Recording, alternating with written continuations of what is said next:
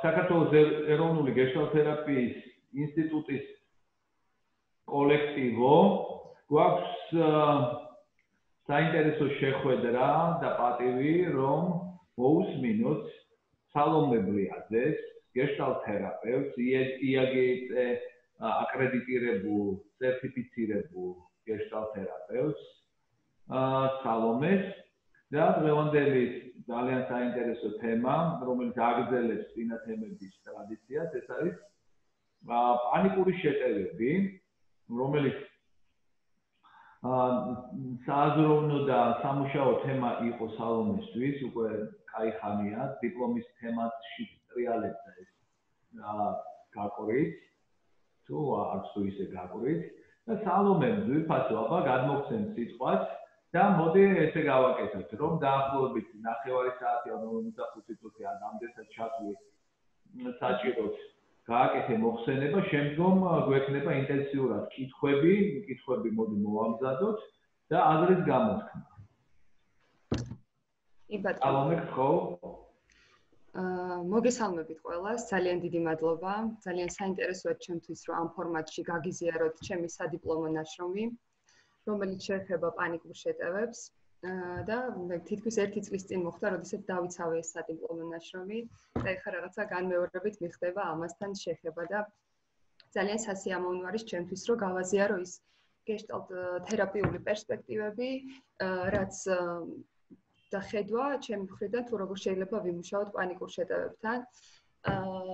პირველ რიგში მინდა ვთქვა, რომ ეს არის ჩემს სადიპლომოს ერქვა ესეთი მეტაფორული სახელწოდება საყრდენის შეგრძნების გარეშე და ესეც ამოვიდა იმ თერაპიული პროცესიდან და პრაქტიკიდან, რომელიც მე მქონდა, რომლებიც აღწერდნენ თუ როგორი იყო მათთვის ეს განცდა პანიკური შეტევის, ყველა ამბობდა, რომ ეს იყო შეგრძნება საყრდენის დაკარგვის შეგრძნება და მეტაფორულად მეც ამ ჩემ ნაშრომს ვუწოდე ეს სახელწოდება. რაც შეეხება თვითონ პანიკური შეტევების აქტუალობას, თემას, ძალიან მზარდი არის ისეთი ადამიანების და კლიენტების რაოდენობა, ვინც განიცდის ამ პრობლემას, აქვს ძალიან მწვავე პანიკური შეტევები და ალბათ დამეთანხმებით, რომ ამის მიზეზი ძალიან მრავალმხრივია, დაწყებული იმ სოციოკულტურული გარემოდან, რაშიც ვიმყოფებით, სტრესული გარემოდან, რომელშიც ცხოვრობ და იმ სიტუაციიდან, რაც არის ჩვენ ქვეყანაში და არა მარტო ჩვენ ქვეყანაში, იმიტომ რომ პანიკური შეტევები ეს აღენიშნება ყველა კულტურაში, არ არჩევს სქესს და ეროვნებას, ყველგან არის წარმოდგენილი. ამერიკის ფსიქიატრიული ასოციაციის მონაცემების დაყრდნობით, მსოფლიოში 75 კაციდან ერთს მაინც აღენიშნება ეს პანიკური შეტევა. და ძირითადად სტატისტიკურად უფრო გავრცელებულია ქალებში, ვიდრე მამაკაცებში. საინტერესო სტატისტიკაა, რომ ეს უფრო პანიკური შეტევები უფრო ხშირია და გავრცელებულია ქალაქში მცხოვრებ ადამიანებში, ვიდრე სოფლად მცხოვრებ ადამიანებში და ესეც ძალიან საინტერესო და ფოკუსში მოგვსაქცევია ალბათ, თუ როგორ ხდება, რომ აი ესეთი სტატისტიკას ვიღებთ დღესდღეობით ჩვენ. რაც შეეხება თვითონ რა არის პანიკური შეტევა? ეს გახლავთ, პანიკური შეტევა ეს არის მწვავე შფოთვითი ეპიზოდი. შფოთვითი ეპიზოდი, რასაც განიცდის ადამიანი, განიცდის ინტენსიურ შიშს და დაძაბულობას და ძალიან მოკლე დროში აღწევს პიკს. ეს არის ის მდგომარეობა, სადაც განიცდის, რომ არ აქვს მხარდაჭერა ადამიანს, არ შეუძლია ვერ გრძნობს საყრდენს და ვერ იღებს მხარდაჭერას ვერც საკუთარი თავისგან და ვერც გარემოსგან. და ამას ძალიან მწვავედ განიცდის. და რაც თავარი აქ არის განცდა დაკარგული, რომ ანუ რეალური საფრთხე გარემოში არ არსებობს, მაგრამ აი ამისი შეგრძნება, რომ რაიმე კონკრეტული მიზეზი ამ ადამიანის რის გამოც ეწება პანიკური შეტევა, რომ არ აქვს, ამის შეგრძნება არის დაკარგული და განიცდის აი ასეთ მწვავე მდგომარეობას და აქ წარმოჩენილი არის სიმპტომები, რომელიც შეიძლება კონდეს, ეს იყოს აჩქარებული გული, ტკივილი გულმკერდის არეში, კანკალი, სუნთქვის გაძნელება, ხელების გაშეშება, ოფლიანობა, ძალიან ხშირია დეპერსონალიზაცია, როდესაც არ შეიგრძნობას და ცხადგრძნობა არ ხდება საკუთარი შეგრძნებების და მდგომარეობის და არა მხოლოდ ეს სიმპტომები ბევრია, რაც ახასიათებს პანიკურ შეტევებს. ზოგადად კლინიკურ სივრცეში ეს პანიკური შეტევები ძალიან ცნობილია. ის გაერთიანებულია DSM-5-ში გაერთიანებულია შფოთვით და ობსესიური კომპულსიური აშლილობების კლასტერში. E47 არის მისი კოდი და მისი მიხედვით დიაგნოზის დასმა ხდება მინიმუმ ადამიანს უნდა კონდეს 4 სიმპტომი მაინც, რომ დაისვას პანიკური შეტევის დიაგნოზი. ასევე ეს უნდა იყოს მოულოდნელი და განმეორებითი ეპიზოდები უნდა იყოს შეტევების. ასევე ეს უნდა იყოს, რომ მინიმუმ 1 თვის განმავლობაში მაინც უნდა გრძელდებოდეს და აუცილებლად არ უნდა იყოს პანიკური შეტევა რაიმე ფსიქოაქტიური ნივთიერების ზეგავლენიდან გამომდინარე დაწყებული, ეს უნდა იყოს გამორიცხული. გამორიცხული უნდა იყოს და ამის შემდეგ ხდება უკვე ზოგადად დიაგნოსტირება. რაც შეეხება უკვე გეშტალტურ მიდგომას და დიაგნოსტირებას, რა თქმა უნდა, ამ კლინიკურ სურათს იზიარებს გეშტალტ თერაპია, მაგრამ განსხვავებულია გეშტალტ თერაპიული დიაგნოსტირება ზოგადად კლინიკური დიაგნოსტირებისგან. გულისხმობ იმას, რომ გეშტალტ თერაპია თავისი არსით არ არის დიაგნოსტირებული, იმიტომ რომ ის არის პროცესუალურ დიაგნოსტირებაზე არის ორიენტირებული, რადგან თუკი კონკრეტული დიაგნოზით მოხდება იარლიყის მიწებება ადამიანზე, ამა თუ იმ დიაგნოზით, ერთის მხრივ გეშტალტ თერაპიული ხედვა, რომ ეს ადამიანი არის მთლიანი, ეს დაიკარგვება, იმიტომ რომ დიაგნოზის მიკერებით, ესე ვთქვათ, ჭყალებში მიწებებით ხდება ფრაგმენტაცია ინდივიდის და ამ მთლიანობის დარღვევა. რაც შეეხება თვითონ პროცესუალურ დიაგნოსტირებას, ეს არის ორიენტირებული თერაპევტი იკვლევს, როგორ ურთიერთქმედებს გარემოში კლიენტი, რა ხდება თერაპიული სესიების განმავლობაში, საწყდება კონტაქტი, როგორ კონტაქტობს ზოგადად ადამიანი, როგორ ეკონტაქტება საკუთარ თავს, როგორ კონტაქტობს გარე სამყაროსთან და როგორ იკმაყოფილებს თავის მოთხოვნილებებს და თუ ეს არ ხდება, როგორ ხდება რომელი კონტაქტ მექანიზმებით ხდება კონტაქტის წყვეტა. ეს არის ძირითადად ამაზე აქვს ფოკუსირება ძირითადად პროცესში თერაპევტს. ამაზეა ორიენტირებული. და რას ეყრდნობა მნიშვნელოვანია, რას ვეყრდნობით გეშტალტ თერაპიაში, როდესაც ვახდენ დიაგნოსტირებას, ეს არის ზოგადი გეშტალტ თერაპიული პრინციპები, რომ ადამიანი ჰოლისტური და ეგზისტენციალურ მიდგომებს ვეყრდნობით. რა თქმა უნდა, ყველა პროცესი და პანიკურ შეტევებთან მუშაობაც ხდება აქ და ამჟამად მოდუსში. წამყვანი არის კლიენტის პასუხისმგებლობა, რადგან ჩვენ ვიცით, რომ ნებისმიერი დაავადება და მათ შორის პანიკური შეტევა, ეს არის სურათი იმ შინაგანი მდგომარეობის, რაც ხდება ადამიანში და გაცნობიერების კვალდაკვალ თუ არ მოხდა გაცნობიერებული პასუხისმგებლობის აღება საკუთარ თავზე, საკუთარ ემოციებზე და კონტაქტებზე, ეს არის მხოლოდ წამყვანი და ერთ-ერთი წამყვანი იმის, რომ თერაპია იყოს წარმატებული, კლიენტის პასუხისმგებლობა ამ პროცესში. და ასევე კლიენტის და თერაპევტის ურთიერთობა. კლიენტის და თერაპევტის ურთიერთობაში, რა თქმა უნდა, თერაპევტის უპირობო მიღებლობა, ემპათია ეს არის ძალიან მნიშვნელოვანი და მხარდაჭერა, რადგან პანიკური შეტევების მქონე ადამიანები ყველაზე მწვავედ განიცდიან მხარდაჭერის ნაკლებობას, ისინი ვერ პოულობენ მხარდაჭერას ჯერ ვერც საკუთარ თავში და ვერც გარემოში და პირველი ეს არის ძალიან დიდი რესურსი თერაპევტის მხრიდან, თერაპევტმა მხარი დაუჭიროს ამ ადამიანს, რომ შეძლოს ისწავლოს საკუთარ თავში საყრდენის პოვნა. ის რაც ჩემ სადიპლომო ნაშრომში არის წარმოჩენილი, ეს გახლავთ კოგნიტურ-ბიჰევიორისტული თერაპიის მეთოდოლოგიის და გეშტალთერაპიული მეთოდოლოგიის ესე ვთქვათ შედარება, რა განსხვავება და რა აქვთ საერთო გეშტალთერაპიას და კოგნიტურ-ბიჰევიორისტულ თერაპიას. პირველ რიგში ვიტყვი, რომ კოგნიტურ-ბიჰევიორისტული თერაპია ის არის ორიენტირებული სიმპტომების მოხსნაზე. ვიტყვი ჯერ განსხვავებას.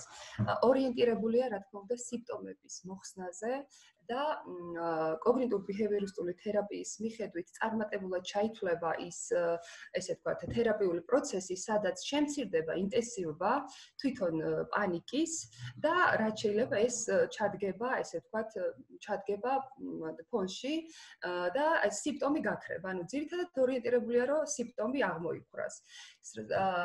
და ძირითადად თერაპევტი ცდილობს მაქსიმალურად ისეთი ტექნიკებით აღჭუროს ეს კლიენტი, რომ მან მოიპოვოს კონტროლი ამ პროცესზე და მართოს თავისი პანიკური შეტევა.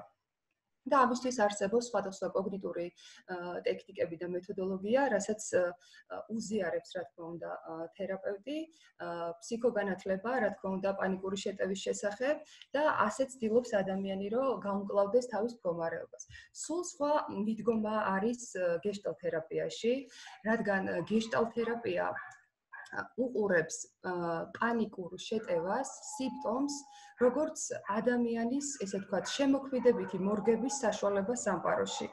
ანუ ის არ ცდილობს პირველ ეტაპზე გააქროს სიმპტომი და ჩაახშოს, რადგან ითვლება, რომ ზუსტად ეს არის ის ეგზისტენციალური მესიჯი, რომელიც არის წარმოჩენილი წინა პლანზე, მაგრამ რეალურად ეს სიმპტომი არის მეორადი.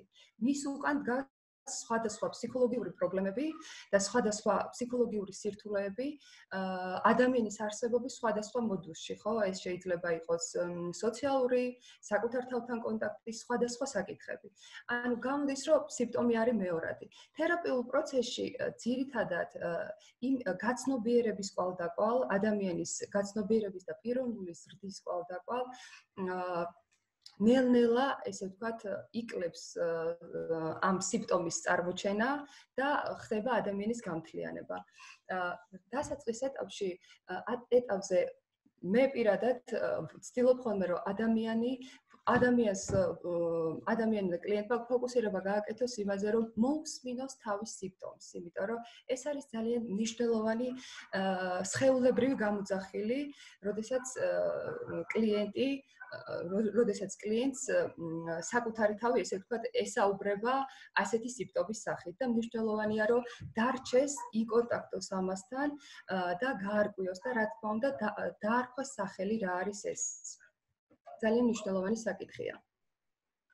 და ეს არის რადიკალური სხვაობა ამ ორ მიდგომას შორის, რომ ერთის მხრივ გავაქროთ სიმპტომი და მეორეს მხრივ მოусმინოთ და გაცნობიერების კვალდაკვალ, რა თქმა უნდა, ქრება ეს სიმპტომი, როგორც პანიკური შეტევა, ადამიანი კი უფრო მეტ ძალას და საყრდნს პოულობს თავის ცხოვრებაში და თავის თავში.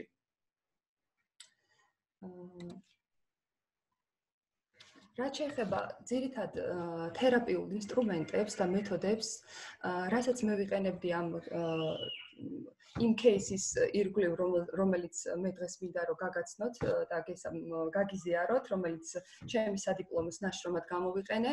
ძირითადი მეთოდოლოგია ეს არის თერაპევტის ფონი, რაშიც იგულისხმება, რომ თერაპევტი, როდესაც იმყოფება კლიენტთან, რომელსაც აქვს ესეთი მწვავე უსაყრდენობის შეგრძნების განცდა, მნიშვნელოვანია, რომ თვითონ კონდეს საყრდენი, თვითონ კონდეს ის რესურსები და ის ძლიერი ფონი შექმნილი, რაც დაეხმარება, რომ მხარდამჭერი იყოს კლიენტთან ყოფნის პერიოდში.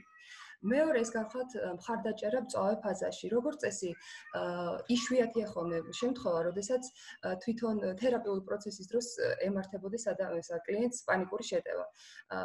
არა ამ кейსის ფარგლებში, მაგრამ მქონია სხვა შემთხვევა, რომ როდესაც პანიკური შეტევა დააწყებია ადამიანს თვითონ სესიის პროცესში.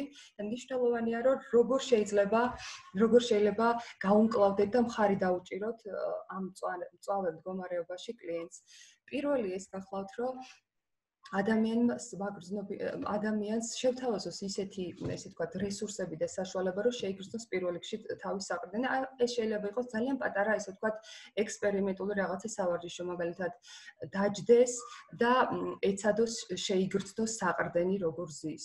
ანუ ეს სავარჯიშოები და ეს პატარა ექსპერიმენტები ყველაფერი უნდა იყოს ორიენტირებული იმაზე, როგორ იგრძნოს საყრდენი, რომელიც იმ მომენტში დაკარგული აქვს და ვერ გრძნობს ამ მომენტში. შეიძლება სთხოვოთ, რომ იმოძრაოს და გაიაროს ოთახში, შეიძლება ის იყოს, რომ გამოაღოთ ფანჯარა და დაეხმაროთ, რომ ყურადღება მიაქციოს, რომ ისუნთქოს, რაც შეიძლება და ჩვენ ვიცით, რომ სუნთქვა, როგორც ფიზიკური სხეულის საყრდენი არის ხერხემალი, ასევე სუნთქვა არის ჩვენი ემოციური სტაბილურობის ხერხემალი, რომელიც ეხმარება ადამიანს, რომ გაანეიტრალოს ეს დაძაბულობა და უფრო მეტად იგრძნოს საყრდენი საკუთარ თავში. ასევე ჩემ პრაქტიკაში და მათ შორის ამ кейსშიც მაქვს გამოყენებული, გაამახვილებინოთ ყურადღება მზერით კონტაქტზე და ფიზიკურ შეხებაზე. მაგალითად, რა თქმა უნდა, ყველასთან ამას არ გააკეთებთ და ეს იქნება ინდივიდუალური, ვისთან შეიძლება ესეთი პრაქტიკის განხორციელება. ხელის ჩაკიდებაც კი ხშირ შემთხვევაში ამ დროს და მასთან ერთად ყოფნა არის ძალიან მხარდამჭერი ადამიანისთვის და ძალიან რესურსულია ეს მდგომარეობა, რომ და თუნდაც ის მომენტი, რომ ამ მომენტში კლიენტს გონია, რომ ეს პანიკა არ დასრულდება, უჩნდება ესეთი შეგრძნება და თუნდაც გარკვეული ფსიქოგანათლების მიწოდება, რომ ეს არის დროებითი და მხარდაჭერის კვალდაკვალ ამ ინფორმაციის მიწოდება ძალიან მხარდამჭერი და დამხმარე არის. საყრდენის შექმნა, ყველაფერი აქედან გამომდინარე გარკვეული საყრდენი იქნება და ძირითადად რა თქმა უნდა ორიენტაცია უნდა იყოს გადასული, რომ ადამიანმა საკუთარ თავში იპოვოს ეს ძალა და საყრდენი. მომავალის გამოყენება როგორც საყრდენი პანიკური შეტევების დროს, როდესაც მწვავე არის ეს პანიკური შეტევები ხშირია, როდესაც ადამიანები იკეტებიან სახლში, რაღაცა დეპრესიული გონება განწყობა, უკვე ვეღარ ხედავენ სამომავლო გეგმებს და პერსპექტივებს, ანუ აღარ ცდილობენ რომ დააწყონ, იმიტომ რომ ფიქრობენ, რომ ამას უკვე ვეღარ გაანხორციელებენ. რეალურად მომავალი და სურვილები, ეს პერსპექტივები შეიძლება გახდეს ძალიან დიდი იმედის მომცემი და ძალიან დიდი ბიძგის მიმცემი, რომ აქ და ამჟამად აიღონ პასუხისმგებლობა ამ მდგომარეობაზე. გაცნობიერება გულისხმობ, რა თქმა უნდა, ყველა სამუშაო აქ ჩვენ გეშტალტ თერაპიაში მიმართულია სხეულებრივ გაცნობიერებაზე და მათ შორის მნიშვნელოვანია კოგნიტური გაცნობიერება, ხო? იქ სადაც არის წამყვანი, მაგალითად, შიშები, ფობიები, ჩემ кейსში მაგ განხილული სიკვდილის შიში და რა მოყვება გარდაცვალების შემდგომ ამ მდგომარეობას, ხო? აქ საჭირო არამხოლოდ გაცნობიერება ფიზიკურ, შენი ემოციური მდგომარეობის, არამედ რაციონალური გაცნობიერება, თუ სად არის ჩვენი საზღვრები, სად შეგვიძლია რომ გქონდეს ცნობა იმ რეალობასთან და სად არის რომ უნდა მივიღოთ უბრალოდ ისეთი როგორიც არის და უნდა ვიყოთ უბრალოდ ამ სიახლესთან, იმასთან, რაც შეიძლება დაზუსტებით არ ვიცოდეთ რა იქნება. თერაპიული მიკუთვნებულობა ძალიან მნიშვნელოვანია, იმიტომ რომ ეს თერაპიული პროცესი და განცდა რომ ამ ადამიანს ყავს თერაპევტის სახით მხარდამჭერი, ეს ძალიან დიდ როლს ასრულებს ამ პროცესში. და მწვავე მდგომარეობების დროს აუცილებელიც კი არის, რომ იყოს ფარმაკოლოგიური მკურნალობა. ძალიან დიდ ეფექტის მომტანია, როდესაც ეს მკურნალობა მიმდინარეობს პარალელურად თერაპიულ სესიებთან ერთად და შემდგომ უკვე გაუმჯობესების პროცესში შეიძლება ამ მედიკამენტური მკურნალობის შეწყვეტა. რაც შეეხება თვითონ გადავალ кейსზე და ალბათ მე უკვე როდესაც დავასრულებ მე დამისვათ კითხვებს ორივე ნაწილის შესახებ. ისტორიას გეტყვით მოკლედ, ეს გახლავთ გოგონა 21 წლის. 21 წლის ჩვენ ჩავატარეთ დაახლოებით 22 სესია და მე გავწყვიტეთ ეს ჩვენი სესიები, რადგან ის მიემგზავრებოდა საზღვარგარეთ და როდესაც დაბრუნდა რამოდენიმე თვის მერე შემდეგ უკვე გავაგრძელეთ, მაგრამ პროცესი რაც აქ არის და кейსი განხილული, ეს არის მის საზღვარგარეთ გამგზავრებამდე, ესე ვთქვათ. და ჩვენი სამუშაო რაც არის განხორციელებული, გადმოცემული აქ. პირველადი ჩივილები გახდათ პანიკური შეტევები, ზედმეტი შფოთვა და მოუსვენდრობა, ჯანმრთელობის სერიოზული გართულების და სიკვდილის შიში, ჭარბი წონა, მშობლებთან მუდმივი კონფლიქტური ურთიერთობა და ძირითადი მისი მოთხოვნა ეს იყო დასაწყისი სრული რჩევების მიღება, პანიკური შეტევებისგან განთავისუფლება, რა თქმა უნდა. ძალიან ბევრი მისი პირველადი მოთხოვნა შემდგომში გადაიხედა და შეიცვალა ჩვენი თერაპიული ალიანსის პერსპექტივა და მიზანი ზოგადად. პირველადი დიაგნოზი ფსიქოსოციალური და გარემოსფერული პრობლემები ეს გახდათ სომატური სიმპტომები, პანიკური შეტევები, ჯანმრთელობის სერიოზული გართულების შიში, გულის შეტევის შიში იყო ძალიან წამყვანი და ჰქონდა ამისი გამოცდილება, რომ ახლობელი ადამიანები გარდაიცვალენ გულის შეტევით და რამაც მერე გამოიწვია, თუმცა მისთვის ეს გაცნობიერებული არ იყო, რომ აქედან მომდინარეობდა ეს შიში და შფოთვა სიკვდილთან დაკავშირებით და მანამდე საერთოდ არ ქონია შეხება და ეს მხოლოდ თერაპიულ პროცესში მოხდა ამისი გაცნობიერება.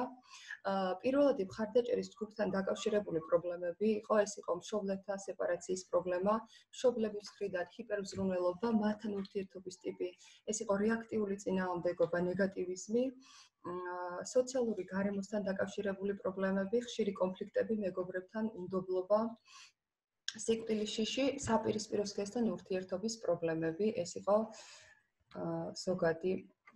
რაც შეეხება მე მინდა რომ ეხლა განვიხილო კონტაქტ ციკლის მთელი თერაპიული, რა თქმა უნდა, ჩვენ დიაგნოსტირების პროცესში ყოველ დღე შეიძლება ვხედავდეთ, ყოველ თერაპიულ სესიას ვხედავდეთ კონტაქტ ციკლის პროცესში, ასე განვიხილავდეთ, მაგრამ მე აქ გთავაზობთ, რომ მთლიანი ეს სესიების განვიხილო კონტაქტ ციკლის ესე ვთქვათ, ფარგლებში და ამის მიხედვით წარმოვადგინო მთლიანად ეს სადიპლომო ეს არის რომ პირველი და ეს არის კონტაქტ ციკლი პეტრუშკა კლარკსონის მიხედვით არის.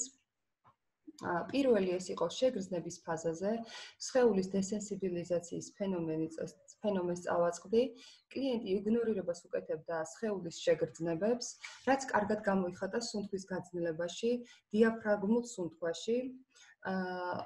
გაცნობიერების ფაზაში გამოიკვეთა საკუთარი მოთხოვნილების იგნორირება, დეფლექსირებით ხდება ბლოკირება, ბლოკირება, ეს იყო საუბრობდა ძალიან ბევრ სწრაფად, სვლიდად მუდმივად თემებს, იცინოდა და ამაში გამოიხატებოდა ეს დეფლექსირება. მობილიზების ფაზაში კლიენტი ახდენდა ენერგიის მობილიზებას, მაგრამ ინტროექტის მიზეზით და ეს ინტროექტი წარმოადგენდა მშობლების მხრიდან მუდმივ ხაზგასმას მისი უსუსურობის და მას მუდმივად ჰქონდა განცდა, რომ არ შეეძლო, არ წარმართავდა ქცევას თავისი მოთხოვნილებების დასაკმაყოფილებლად. მეოთხე ეს გახლავთ მოქმედების ფაზაში ციკლის გაწყვეტა, პროექციის მექანიზმს უკავშირდება, რაც გამოიხატება პერიოდულ კონფლიქტებში, ირონიულობაში, ფერხდება კონტაქტის ფინალურ ფაზაში გადასვლა. ფინალური კონტაქტის ფაზაში, როდესაც მოქმედება მიმართული უნდა იყოს გარემოს მიმართ მოთხოვნილების დასაკმაყოფილებლად, ხდება რეტროფლექსირება, რაც გამოიხატა ფიზიკურ სიმპტომებში, ტკივილი ყელის არეში, სიმძიმე, მკერდში და ასევე ურთიერთობებში მშობლებთან, კონკრეტულად კი მამასთან, სადაც ვერ გამოხატავდა თავის აგრესიას და ბრას, თუმცა აცნობიერებდა პროცესში.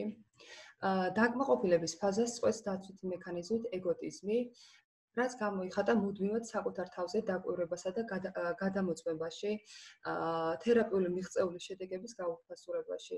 ხშირად იყო, რომ უბრუნდებოდა იმას, რომ შეიძლება დაეხმარებოდა თუ არა ეს პროცესი მას. აი ახლა კი გავაცნობიერე, მაგალითად ესეთი მისთვის ძალიან ცნობილი და დამახასიათებელი სიტყვები. ეხლა კი ვაცნობიერებ ამას, მაგრამ ეს დამეხმარება, მე მგონი მე ეს არ მიშველეს და იწყებდა ისევ გაუფასურებას იმ თავისი შედეგების, რაც ჰქონდა და მიღწევების, რაც ჰქონდა თერაპიულ პროცესში. გასვლის ფაზაზე გადასვლა კლიენტისთვის რთული აღმოჩნდა. ამ ფაზაში ადამიანი უნდა დააკვირდეს თავის ახალ გამოცდილებას და შეგრძნებებს, წარმოიშვა სეპარაციის სირთულეები, არ უნდოდა თერაპიული სესიების დასრულება, იმიტომ რომ ფიქრობდა, რომ ვერ შეძლებდა ამის გარეშე ცხოვრებას.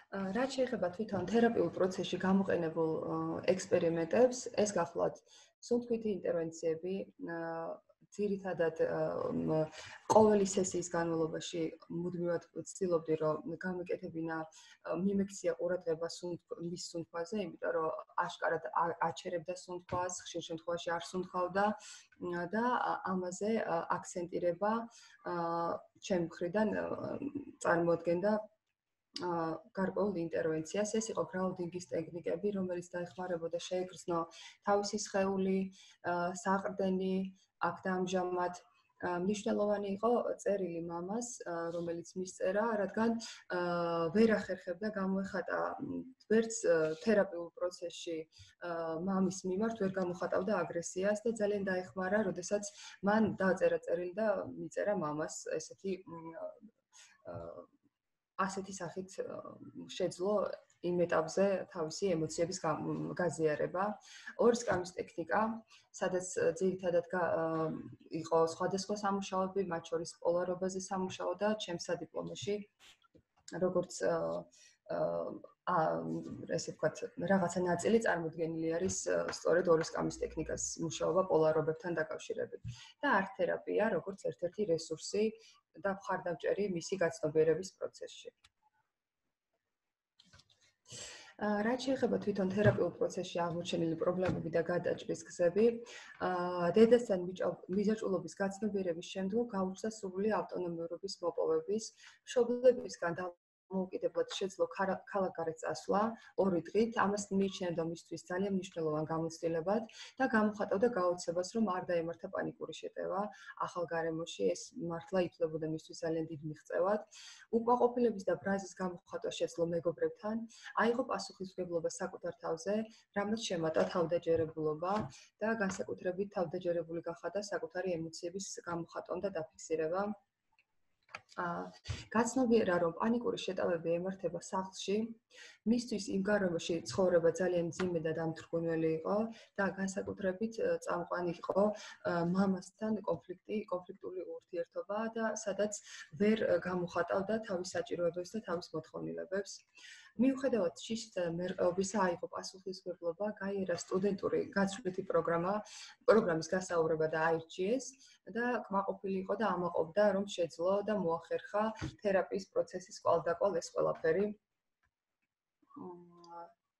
საკუთარი შესაძლებლობების წარმოჩენა, გადაწყვიტა საზღვარგარეთ დამოუკიდებლად წასვლა და ამით ახალ გამოცდილებას გაუღო კარი. ერთ-ერთი საკვანძო მომენტი იყო, როდესაც თქვა, რომ დაიღალა პანიკური შეტევებით და გააცნობიერა, როგორ უწევს პროვოცირებას ამ მდგომარეობას, შეძლო საკუთარი მანიპულაციის შემოქმედებითი მორგების გაცნობიერება. რაც შეეხება თერაპიულ პროცესში წინააღმდეგობას, ძალიან საინტერესო მომენტები იყო და წინააღმდეგობის სახით გამოვყავი რამდენიმე საკითხი. ეს არის საუბრის აჩქარებული ტემპი, დეფლექსირებაში გამოიხატებოდა, ვიყენებდი კონფრონტაციას, ვაწყვეტინებდი და ვთხოვდი ესაუბრა ნელა, სხვა შემთხვევაში ვერ ვახერხებდი მის მოსმენას და ძალიან ღიზიანდებოდა ამას, რომ ვაკეთებ ამ დროს რო ვაჩერებდი ხოლმე. ასევე წინააღმდეგობრივი იყო მისი ქცევა, როდესაც თავაზობდი ექსპერიმენტს, ის თანხმდებოდა, მაგრამ შუა ექსპერიმენტის პროცესში წყვეტდა ამას. შემდეგ განვიხილავდით ამ წყვეტის მიზეზს. პასუხი იყო ის, რომ არ იყო მზად ამ პრობლემის გადასაჭრელად და ან დღეისთვის არ უნდოდა, ანუ ესეთი იყო მისი პასუხი ხშირ შემთხვევაში. განსაკუთრებულ წინააღმდეგობას გრძნობდი სიკვდილის თემასთან მუშაობის განმავლობაში, გამოხატავდა უკმაყოფილებას, რომ არ ვაძლევდი კონკრეტულ პასუხს, თუ რა მოხდება სიკვდილის შემდეგ.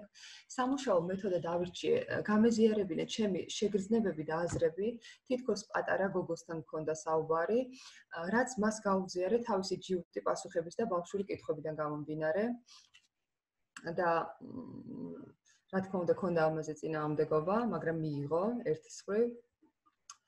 რაც შეეხება თვითონ თერაპიის დასრულებას, შეწყვეტას უბრალოდ ეს არ დასრულებულა და შემდგომში გაგრძელდა. თერაპია შევაჯამეთ, ეს იყო რა შედეგები, იმის განხილვა თუ რა იყოს დასაწყისში თერაპიის მიზნები და რა მივიღეთ შედეგად, რა იყო შედეგები, რა იყო პროცესში მისთვის დამხმარე, რა არ იყო, რა არ ეხმარებოდა მას. თერაპიული ურთიერთობების ჭრილში, რა თქმა უნდა, განვიხილეთ ეს საკითხი, რა ცვლილები მოხდა მის ცხოვრებაში, თვითონ რას აღიქვავდა როგორც ცვლილებად, თუ გაიგო რაიმე ახალი ახალი საკუთარი თავის შესახებ, ეს იყო შეჯამების ერთ-ერთი ნაწილი. საკითხები, რაზეც ვერ მოასწრო საუბარი და სურდა რომ კიდევ ესაუბრა და ჩემი უკავშირი რა თქმა უნდა ამ პროცესთან დაკავშირებით და სამომავლო ურთიერთობები. გამომდინარე იქიდან რომ ის ამ ეტაპზე, იმ ეტაპზე ტოვებდა საქართველოს და მას გარკვეული შიშები ქონდა ამ თერაპიის დასრულების შევთავაზე რა თქმა უნდა რომ ჩვენ შეგვეძლო ონლაინ რეჟიმში გაგვაგრძელებინა ეს ურთიერთობა თუმცა ორი იყო რაც ზუსტად მახსოვს რომ ის მეტი არ დასჭირვებია და როდესაც ის დაბრუნდა უკვე ახალი გამოცდილებებით შემდგომში გავაგრძელეთ 3 თვის მერე გავაგრძელეთ ეს თერაპიული ურთიერთობა რაც შეეხება თვითონ პროცესუალურად ჩემი შეფასება რომ გავაკეთო ამ თერაპიული პროცესის ჩემთვის ეს პროცესი იყო აი აქ ამ кейსში რაც არის წარმოდგენილი კონტაქტ ციკლის მიხედვით რომ ესე ვთქვათ შევაჯამო ეს იყო კონტაქტირების დასაწყისი და შემდგომში უკვე გაგრძელდა ეს პრეკონტაქტი ესე ვთქვათ და შემდგომში უკვე გაგრძელდა ეს თერაპიული პროცესი ამ кейსის ფარგლებში კი მხოლოდ ეს არის წარმოდგენილი ეს იყო ძირითადი საკითხები, რაც მინდოდა რომ გამეზიარებინა თქვენთვის და ძალიან დიდი მადლობა. ეხლა მზად ვარ თქვენი კითხვებისთვის და ერთობლივად ვიმსჯელოთ ამ საკითხზე და ზოგადად პანიკურ შეტევებზე, იმიტომ რომ რაც უკვე გავიდა დრო, ჩემი შეხედულება, ჩემი პერსპექტივები შეიცვალა პანიკურ შეტევებთან დაკავშირებით, რაღაცებმა ტრანსფორმაცია განიცადა და რაღაცები უფრო დაიხვეწა და როცა უკვე მორჩი ამ სადიპლომოს, მე ვთქვი რომ კიდე უფრო ანუ გამიჩნდა სრულებრივ სხვანაირად დამეწერა, თუმცა ეხლა ეს არის რაც არის და სამომავლოდ უკვე რო შეგიძლია დახურო უკვე დიდი მადლობა სალომე ძალიან საინტერესო იყო პირველი ნაწილი და ახლა მოდი გადავიდეთ მეორე ნაწილზე კითხვები ჯერ და შემდგომი იქნება აზრის გამოთქმა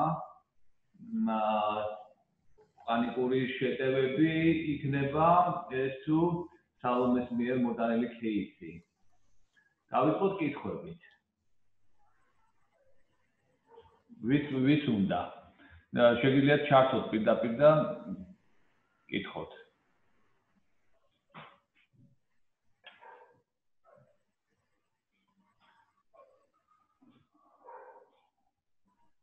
მე მაქვს სალომე ესეთი კითხვა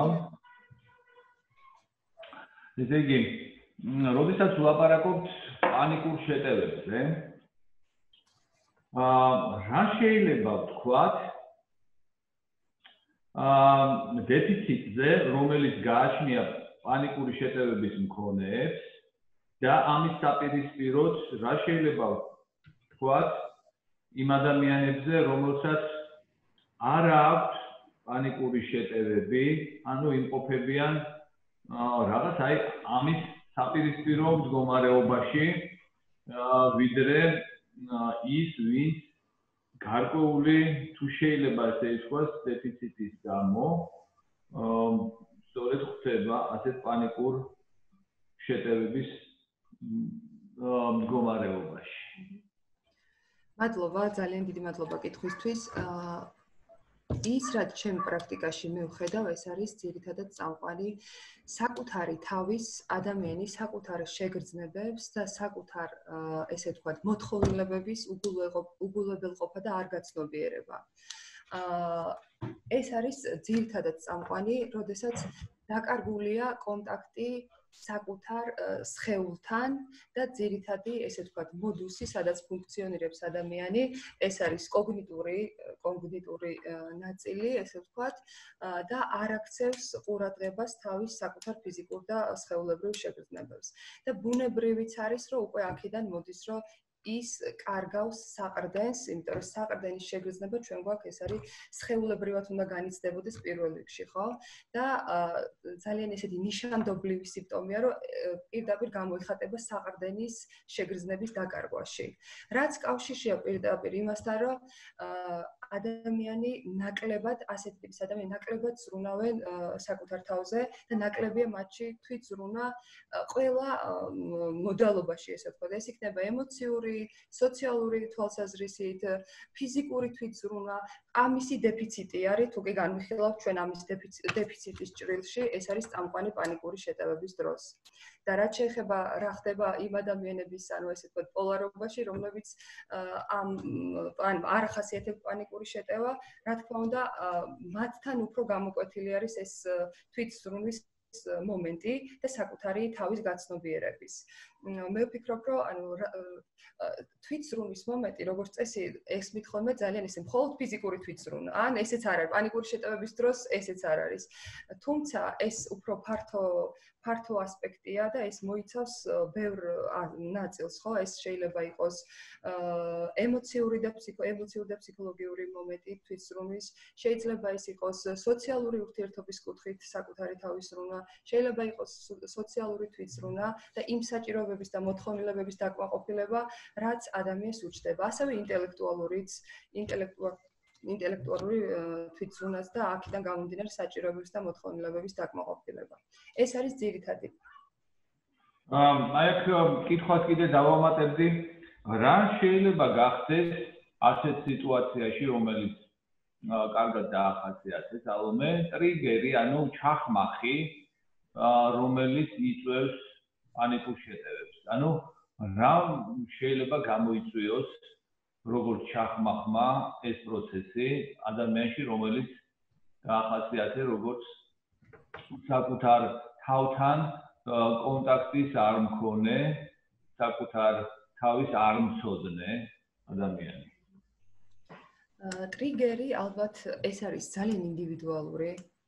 ინდივიდუალური შეიძლება იყოს თითოეული ადამიანისთვის და ჩვენ არ გვაქვს ესეთი კონკრეტული ესეთი მომენტი, რის შემდეგაც ადამიანს ეწყება პანიკური შეტევა. ეს არის ზოგადი, რასაც ჩვენ ვთქვით, რომ როდესაც ადამიანი არ კონტაქტობს საკუთარ თავთან, რაც შეეხება თვითონ ტრიგერს, გამომდინარე იქიდან, რომ ადამიანს სად უფრო მეტად აქვს დეფიციტი, ეს არის სოციალური ურთიერთობებში სირთულეები, საკუთარი ემოციურ რეგულაციებთან დაკავშირებული სირთულეები და საკუთარ თავთან კონტაქტიდან გამომდინარე სირთულეები, ხო?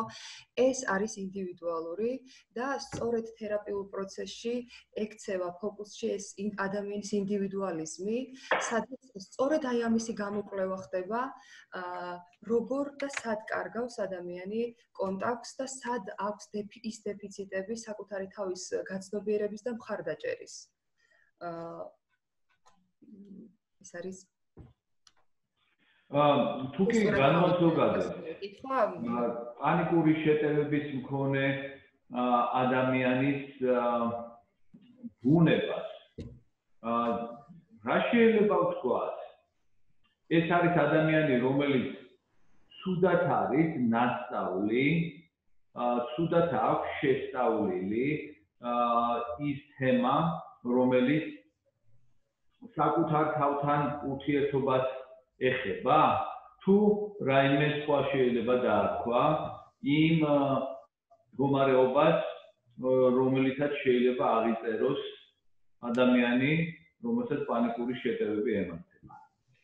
მე მინდა რომ ორ მხრივად დავახასიათო ეს მომენტი. შეიძლება ეს იყოს ადამიანი, ვისაც მართლა ცუდად აქვს ნასწავლი ეს კონტაქტი საკუთარ თავთან და არის მეორე, როდესაც შესაძლოა იცნობიერებდეს საკუთარ მოთხოვნილებებს, მაგრამ მის გამოცდილებაში არ იყოს ანუ კონტაქტის, გარემოსთან კონტაქტირების და ამ მოთხოვნილებების დაკმაყოფილების გამოცდილება.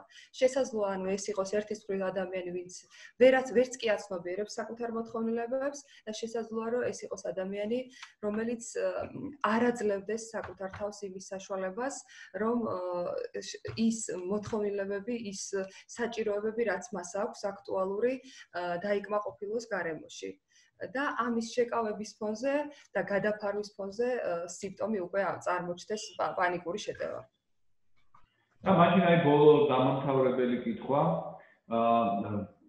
თუ კი ესე დავინახავთ, რომ მას არ აქვს ნასწავლი თემა, რომელიც გულისხმობს საკუთარი თავის გაცნობას. ვინ არის ამაში დამნაშავე? თვითონ ეს ადამიანი თუ აღმზრდელი? რა თქმა უნდა, ჩვენ როდესაც საუბრობთ ნებისმიერ ფსიქოლოგიურ პრობლემებზე, მივდივართ და ესე ვთქვათ, ვეკონტაქტებით ადამიანის ბავშვობას, მოზარდობას, სად როგორ სოციალურ გარემოში აღიზარდა ეს ადამიანი და რამდენად ასწავლეს იმ სოციალურ გარემოში საკუთარ თავთან კონტაქტი და ასევე, როდესაც საკუთარი მოთხოვნილებების შესაბამისად, ანუ საკუთარი მოთხოვნილების საფუძველზე ამ მოთხოვნილებებს დაგმაყოფილება შესაძლოა სოციუმში.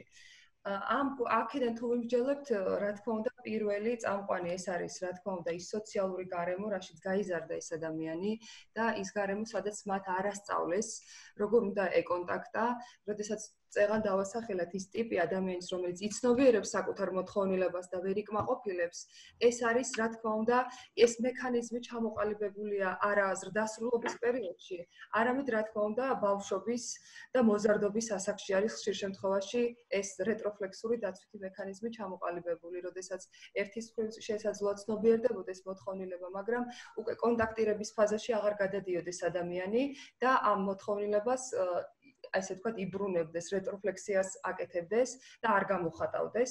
შედეგად კი უკვე ანუ როგორც სიმპტომი წარმოჩნდება ეს პანიკური შეტევა და სხვადასხვა ფსიქოლოგიური პრობლემები. პანიკური შეტევა უბრალოდ ეს არის, როდესაც ადამიანის ფსიქიკა იმდენად ზეწოლა მიდის ადამიანის მოთხოვნილებასა და დაუკმაყოფილებლობას შორის, რომ უკვე ვეღარ უძლებს და სიმპტომური სახით წარმოჩინდება და უკვე სხეული გამოხატავს ამ მდგომარეობას, თუ რაოდენ მძიმე არის და რამხელა წნეხია ფსიქიკაზე, რასაც უკვე ზრდასრულობაში ადამიანი საკუთარ თავზე ახორციელებს, მაგრამ დასაწყისში, რა თქმა უნდა, ეს ყველაფერი იწყება ბავშვობის და მოზარდობის პერიოდში. მადლობ, სალომე, ძალიან გამომწურავი პასუხები იყო და მე ესე გავიგე, რომ აკაკი წერეთლის გამგრძელის თემა თუ დაუკავშირეთ, ესე იგი სასიკვდილო არის აღზრდელი და არა აღზრდელი. უკვე როდესაც ადამიანი ზრდასრულია, მას უკვე შეუძლია რომ აიღოს პასუხისმგებლობა ამაზე, რომ შეცვალოს ის თავის საკუთარ თავთან კონტაქტი და ის ძველი გამოცდილებები თერაპიულ პროცესში მთლიანად, ესე ვთქვათ, შემოატრიალოს და გამოიყენოს უკვე ეს გამოცდილებები, შეცვალოს და გამოიყენოს თავის სასიკეთოდ და ის რაც არ უნდა, ესე ვთქვათ, მოისროლოს. თუმცა ეს არის ხანგრძლივი პროცესი, რაც უკავშირდება პიროვნულ ზრდას, განვითარებას, მაგრამ ალბათ ყველაზე უფრო საინტერესო პროცესია, რასაც კი ადამიანი განახორციელებს საკუთარ ცხოვრებაში. მადლობ, კითხვები კიდე? მე მაქვს კითხვები. სალომე, პირველ რიგში ძალიან დიდი მადლობა, ძალიან საინტერესო იყო ჩვენთვის.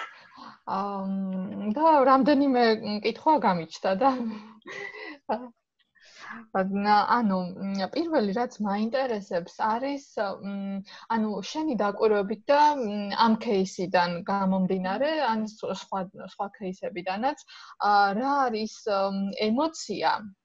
ემოციური მდგომარეობა რაც წამყვანია ხოლმე აი პანიკური შეტევების პროცესში თუ ესეთი გამოიკვეთა და აქვე დავამატებ აი შენ საუბრობდი დაცვით მექანიზმებზე და ყველაზე ხშირად რომელი დაცვითი კონტაქტის წყვეტის რა ეტაპზე ვლინდება ხოლმე აი ეს პანიკური შეტევები ეს ამას აი ეს ორი კითხვა და მე დანარჩენს კითხავ. მადლობა.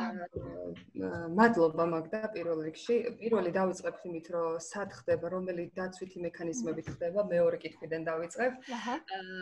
ეს არის ხშირ შემთხვევაში ეს არის რეტროფლექსია, როდესაც კონტაქტი წყდება რეტროფლექსიით. თუმცა, როდესაც რა თქმა უნდა, ჩვენ მივუყვებით ამ პროცესს, აუცილებლად იქ არის ინტროექტი. მე როდესაც გავაკეთე კლარკსონის მიხედვით ციკლ კონტაქტი, თვითონ კონტაქტირების პროცესი, რა თქმა უნდა, გამოხატულია, რომ ირღვევა რეტროფლექსიით, მაგრამ ყველა ის დაცვითი მექანიზმი აუცილებლად, ანუ, როდესაც მუშაობის პროცესში აუცილებლად ჩავდიოდი იმ საწყის ინტროექტთან და ისე ვიწყებდით, აი ასე ვთქვათ, ამ ციკლის გავლას. მაგრამ გამოხატული, რითიც ირღვევა, ეს არის რეტროფლექსია.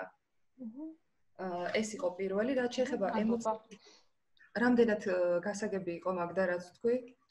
მადლობა კი, ანუ გასაგები იყო ეს ასე ვთქვათ ჰიპოთეტურად ესე მეგონა, ასე ველოდი ასე ვთქვათ რომ რეტროფლექსიაზე გააკეთებდი აქცენტს, ხო, როგორც ძირითად, ანუ პროცესში ძირითად ასე ვთქვათ მომენტს კონტაქტის წყვეტის. ანუ წამყვანი დაცვითი მექანიზმი პანიკური შეტევების დროს არის რეტროფლექსია. რაც შეეხება ხო არ არის შენ ესე დამისი კითხვა რომ რაღაც კონკრეტული ემოციური კომპონენტი აი ამ წამყვანი რა არის ანუ რა ემოციურ მდგომარეობაშია ამ დროს კლიენტი როცა ემართება ეს პანიკური შეტევა აი ეს არის ძალიან საინტერესო პანიკური შეტევის და ეს იწვევს კლიენტებში დაბნევას ზუსტად რომ შესაძლოა ის იყოს ანუ არ არის ერთი ანუ რაღაცა ერთი სახე არ აქვს ამ ემოციურ მდგომარეობას შეიძლება იყოს ძალიან მშვიდად გაწონასწორებული შეიძლება ძალიან ხშირად მიყვებოდნენ რომ მშვიდად ვიყავი სახლში არაფერი ისეთი არ ხდებოდა მე ძალიან ბედნიერი ვიყავი და უცბად ანუ კონკრეტული მიზეზი არ არსებობს როდის დაიწყება ეს პანიკური შეტევა და ამიტომ არის ესე ვთქვათ უცნაური როგორც ესე ეჩვენებათ ხოლმე ჩემს და ზოგადად კლიენტებს, რომ ეს არის უცნაური და გაუგებარი და იწვევს შფოთს, რომ არ შეგიძლია მართვა, იმიტომ რომ კარგად შეიძლება გრძნობდე თავს და დაგეწყოს, შეიძლება ცუდად და დეპრესიულად გრძნობდე თავს და მაშინაც დაგეწყოს. ანუ რაღაცა კონკრეტული ესე ვთქვათ ემოციური მდგომარეობა არ არის განსაზღვრელი ხშირ შემთხვევაში ამის. როდესაც პანიკური შეტევები აქვს, უკვე აი და მე დასაწყისში ვამბობდი, რომ ერთი თვე მაინც უნდა გრძელდებოდეს, ხო? და აი, როდესაც აკვირდებიან ხოლმე და მიზიარებენ თავის დაკვირვებას, ყოველთვის მონაცვლეობაა ემოციური მდგომარეობის და არ არის რაღაც ერთი კონკრეტული სტატიკური ემოციები წამყვანი ამ დროს, როდესაც ემართებათ პანიკური შეტევა. მადლობა სალომე. ანუ მე გამახსენდა რომ გისმენდი გამახსენდა ჩემი ერთ-ერთი კლიენტის кейსი, ანუ საიდან წამოვიდა ეს კითხვა.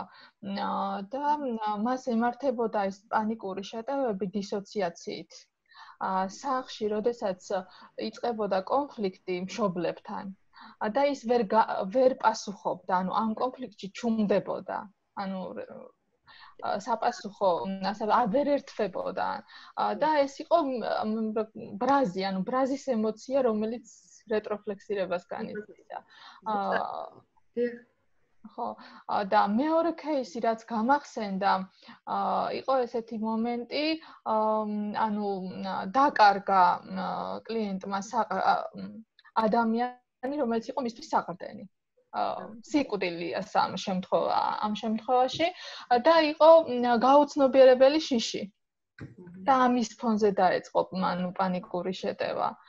აქ პრინციპში აი საყრდენის გამოცლასთან არის კავშირში და აი შიში ინტენსიური შიში, მაგრამ გაუცნობიერებელი იყო, რა თქმა უნდა, ეს შიში.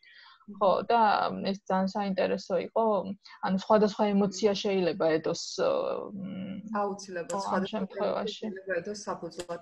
პირველი შენი მოყვანილი кейსი მთლიანად ესე ვთქვათ ეხმიანება ჩემს წარმოდგენილ кейსს, რადგან ამ გოგონასაც ეწყებოდა პანიკური შეტევა სახლში და კონკრეტულად ვერ უძლებდა მამასთან ურთიერთობას და რეტროფლექსირებული აქაც იყო ბრაზი წამყვანი, რომლის გამოხატვაც არ შეეძლო, ვერ გამოხატავდა და ძალიან ესე ვთქვათ მცირე დოზით ამასთან შეხება და დაკონტაქტება მხოლოდ შეძლო, როდესაც მან ერთ-ერთი ექსპერიმენტის საშუალებით, როდესაც დაუწერა მამას წერილი და გაუგზავნე, სადაც რაღაცა ძალიან მცირედი დოზით მოახერხა თავისი ემოციების გაზიარება და თავისი ბრაზის.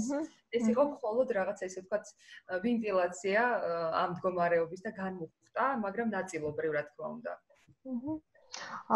მადლობა და კიდე ორი კითხვა მაქვს. ანუ შენ ახსენე, ანუ მწვავე პროცესში, როდესაც ანუ მედიკამენტური მკურნალობაც ერთვება თერაპიის ასე ვთქვათ, პარალელურად, ხო? ანუ შეგიძლია ანუ აი ესე უფრო დეტალურად რო ისაუბრო, სად არის მიჯნა, როცა მედიკამენტის ჩართვა არის საჭირო. ამ შემთხვევაში ალბათ ფსიქიატრი თუ ნევროლოგი, ფსიქიატრის ჩართულობა იქნება, ხო, საჭირო. მაგდა, ანუ როდესაც წავე შემთხვევაში გულისხმობ, აი ძალიან ხშირია ხოლმე, რომ გარდა პანიკური შეტევის ახლავს ხოლმე განსაკუთრებით ფობიკური შიშები. ადამიანები, ანუ ლოგინადან ჩემ პრაქტიკაში ყოფილა, რომ ლოგინად არის ჩავარდნილი და საერთოდ ლოგინიდან ვერ დგება. არ არის საუბარი აქ თერაპიულ სესიაზე დასწრებს, ანუ ფიზიკურად არ შეუძლია. არის ხოლმე მომენტები, რომ სახლში არიან საერთოდ ჩაკეტილები და გადაადგილებაც კი არ შეუძლიათ.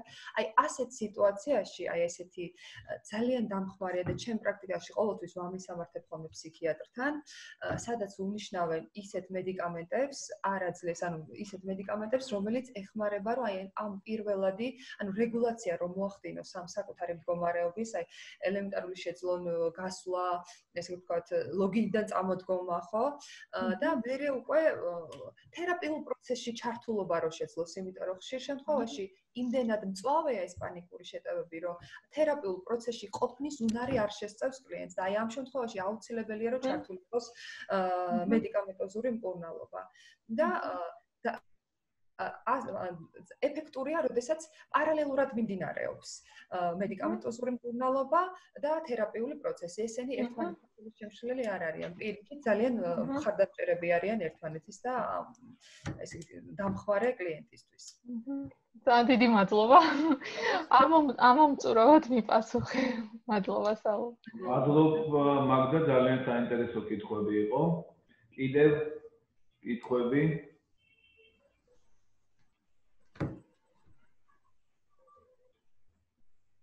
მე მაქვს კიდე ერთი კითხვა, თუ შეიძლება. ანუ თავი შევიკავე ბევრი კითხვის დასმისგან და უბრალოდ მინდა რომ ეს გავაჟღერო. სალმე, ანუ რამდენად ხშირად არის ხოლმე, რამდენიმე კლიენტი გამახსენდა და მაინტერესებს, ანუ შენს პრაქტიკაშიც და ეს თემა უფრო ღრმად გაქვს დამუშავებული, ბუნებრივია შენ. რამდენად ხშირად არის ხოლმე, როდესაც პანიკური შეტევები, ну სიმპტომია, ხო, პანიკური შეტევა არის თან ახლავს სხვა, ასე ვთქვათ, აშლილობები, მაგალითად დეპრესია, შფოთვითი აშლილობები, ვთქვათ, შეიძლება ადიქციაც იყოს, არ ვიცი, ანუ აი ეს თანმდევი ან პიროვნული აშლილობები, ან ტრამვა და ტრამვის შემდგომი, ასე ვთქვათ, სიმპტომი შეიძლება იყოს ეს ერთ-ერთი გამოვლინება პოსტტრაუმული სტრესული აშლილობის, ხო, აი ეს.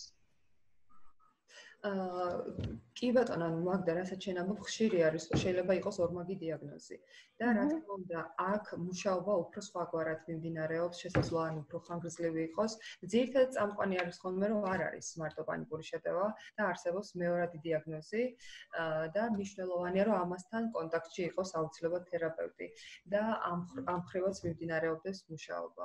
თუმცა არის ის შემთხვევებიც, რომ არ იყოს ორმაგი დიაგნოზი, მაგრამ გარკვეული რაღაცა სიტუაციებიდან გამომდინარე ადამიანს დაეწყოს პანიკური შეტევები, რაღაცა სოციალური ცხოვრებიდან, რაღაცა ისეთი და არ იყოს საერთოდ კავშირში რაც შენ ჩამოთვალე დეპრესიასთან, პიროვნულ აშლილობებთან და სხვა ფსიქიკურ დარღვევებთან. ესე რომ შეიძლება სტრესული რეაქციაც იყოს, ხო, უბრალოდ? კი ბატონო, სტრესული რეაქცია და აქედან გამომდინარე განვითარდეს პანიკური შეტევები. მადლობა. ინტენსიური სტრესი, როგორც წესი. რაც ჩემს ეხლანდელ პრაქტიკაში ძალიან ხშირია, რომ ინტენსიური სტრესი სამსახურეობრივი და სოციალური ცხოვრებიდან გამომდინარე, რასაც ვეღარ უმკლავდება ადამიანი და ეწყება პანიკური შეტევა ამ ფონზე.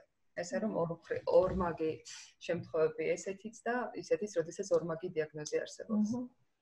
თუნდაც პანდემიურ სიტუაციაში. რა თქმა უნდა.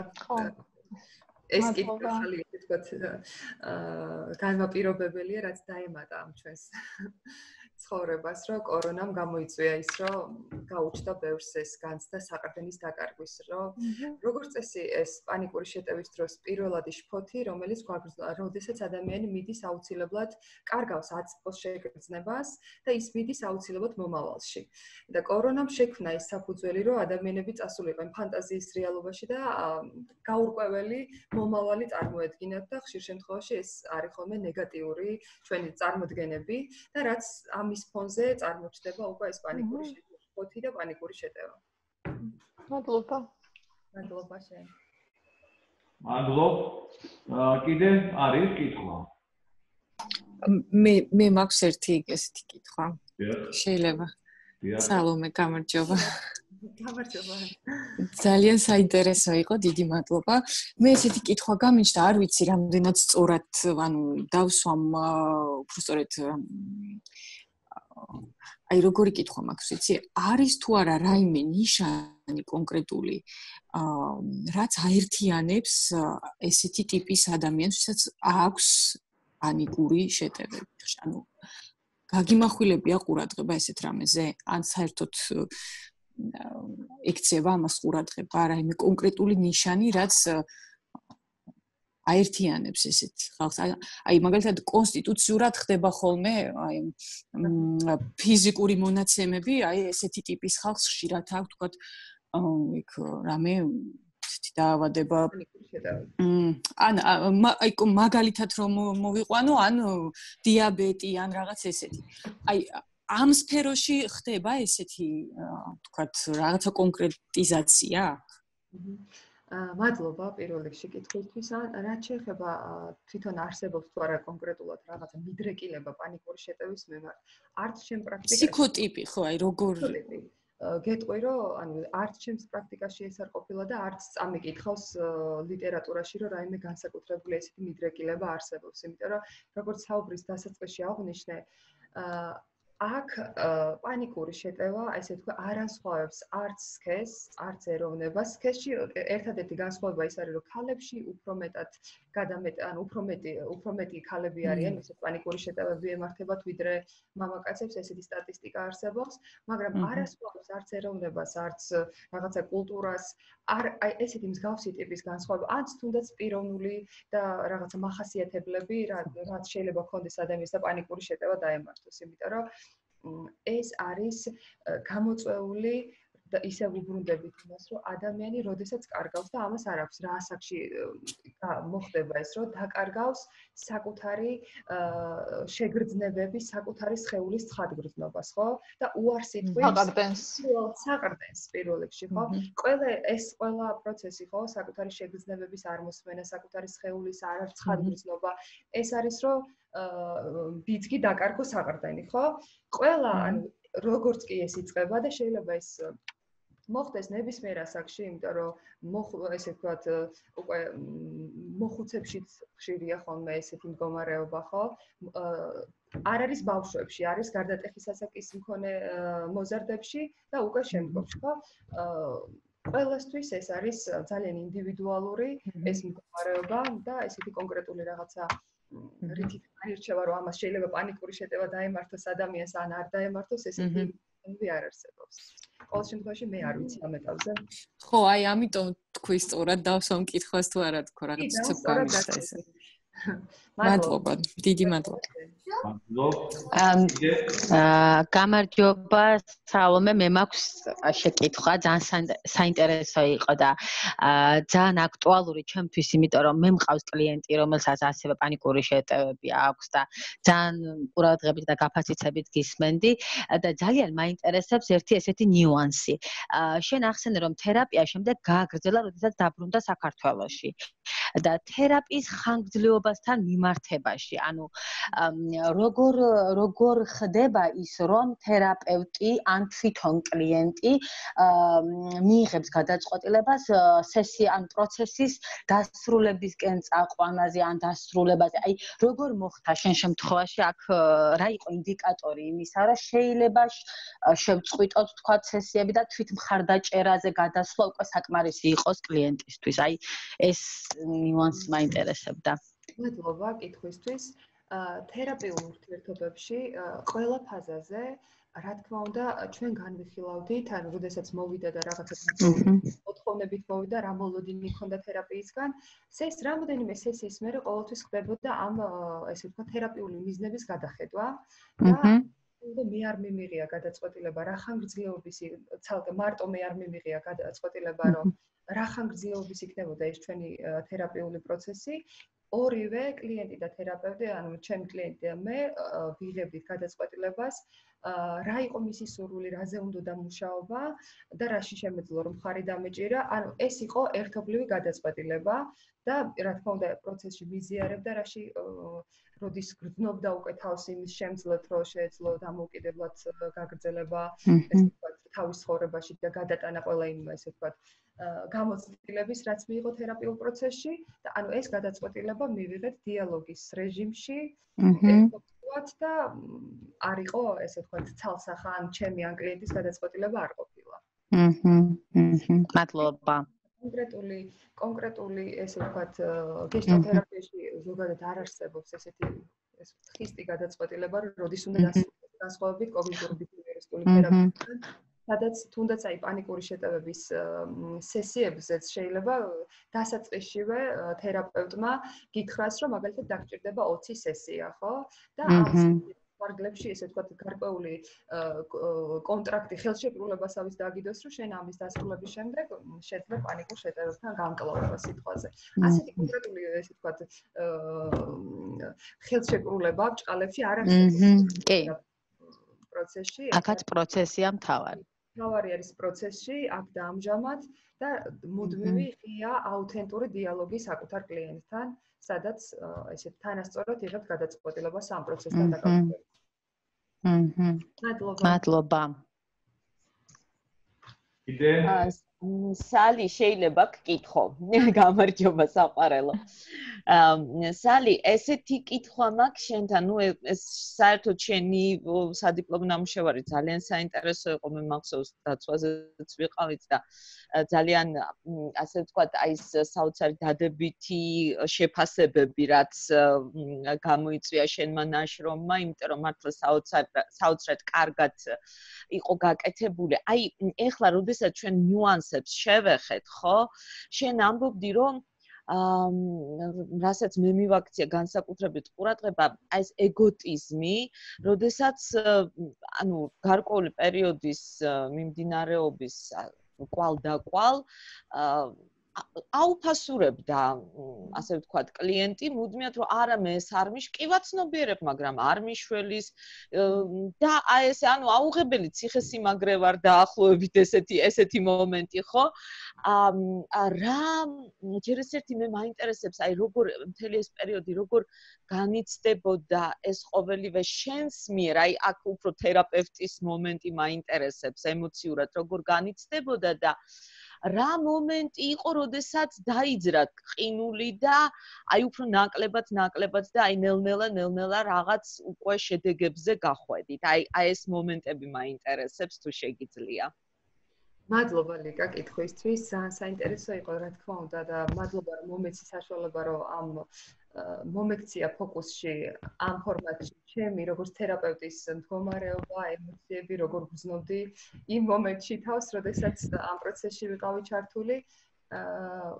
რაღაც ესეთი თვითონ აი ეგოტიზმის პროცესში საკმაოდ აი პირველი ჩემი რეაქცია ამ კლიენტთან მუშაობის დროს და ესე ვთქვათ ფანტაზია ის იყო რომ რაღაცნაირად რომ საკმაოდ რთული იყო ამ პროცესში მუშაობა, ესეთი აზრი მქონდა, თუმცა ვრჩებოდი პროცესში იქ და იმჟამად და მივყვებოდი და ვაცნობიერებდი რა იყო ჩემი სირთულე და როდესაც ვისაუბრეთ მომენტზე, წინააღმდეგობაზე, აქვე დავამატებ ჩემს გადატანას რაც იყო და რაც აუცილებლად გამქონდა სუპერვიზიაზე და ყოველთვის ვაქცევდი ფოკუსში როგორც ჩემთვის აქტუალურ საკითხს.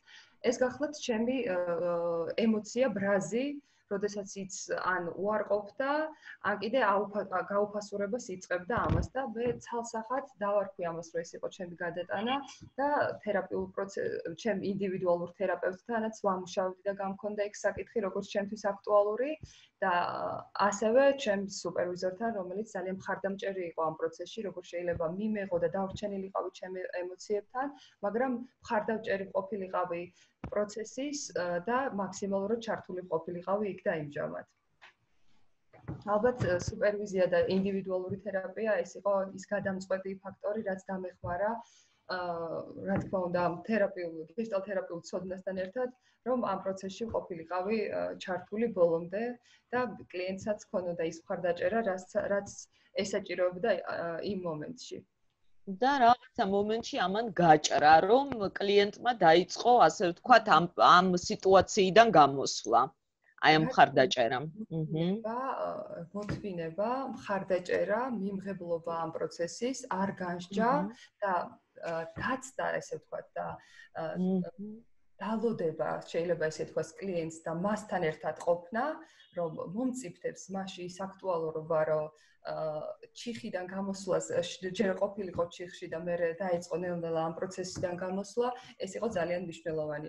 ჩემი ემოცია ამ შემთხვევაში ბრაზი, რომელიც მაჩქარებდა და ცდილობდა, რომ ეს პროცესი სწრაფად წამეყვანა და უფრო დიდი რეზულტატი მიიღო კლიენტს, აი ეს დამეხმარა ამ შემთხვევაში ჩემი ინდივიდუალური თერაპია და სუპერვიზია იყო დამხმარე, რომ აი ეს პროცესი ჩემი სიჩქარე მემართა და ყოფილიყავი კლიენტთან და მიმეცა საშუალება, რომ რამდენადაც მას შეეძლო და რა დროც სჭირდებოდა იმ დროში, ესე ვთქვათ, ყოფილიყო ამ პროცესში. დიდი მადლობა სალომე, ძალიან კარგი, საინტერესო, ჩემთვის ძალიან ისეთი ემოციური და საინტერესო პასუხი იყო. მადლობა.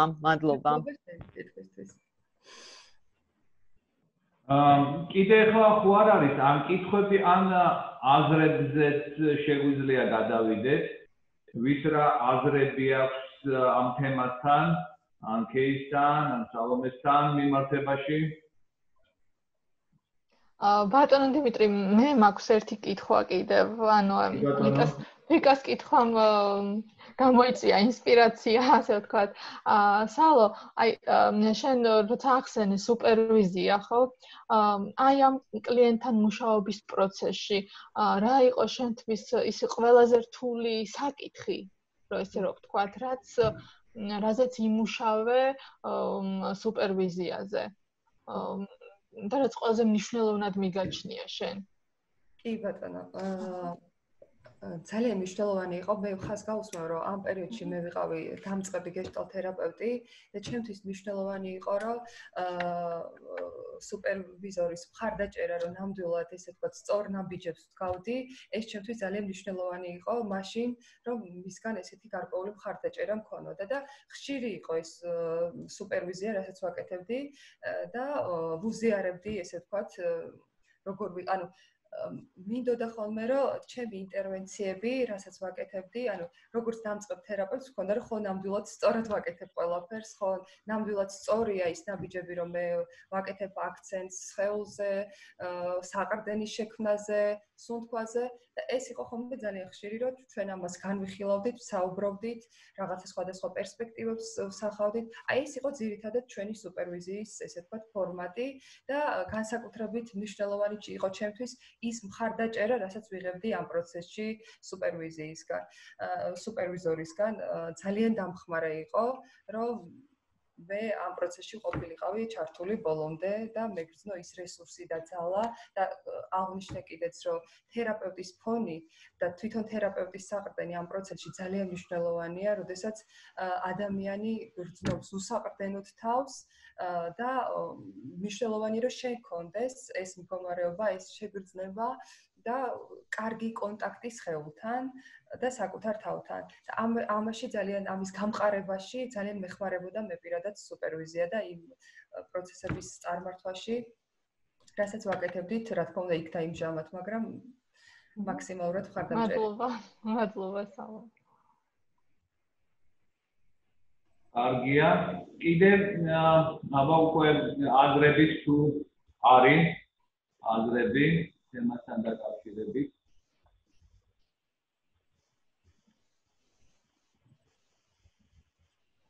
აი მე მაქვს ესეთი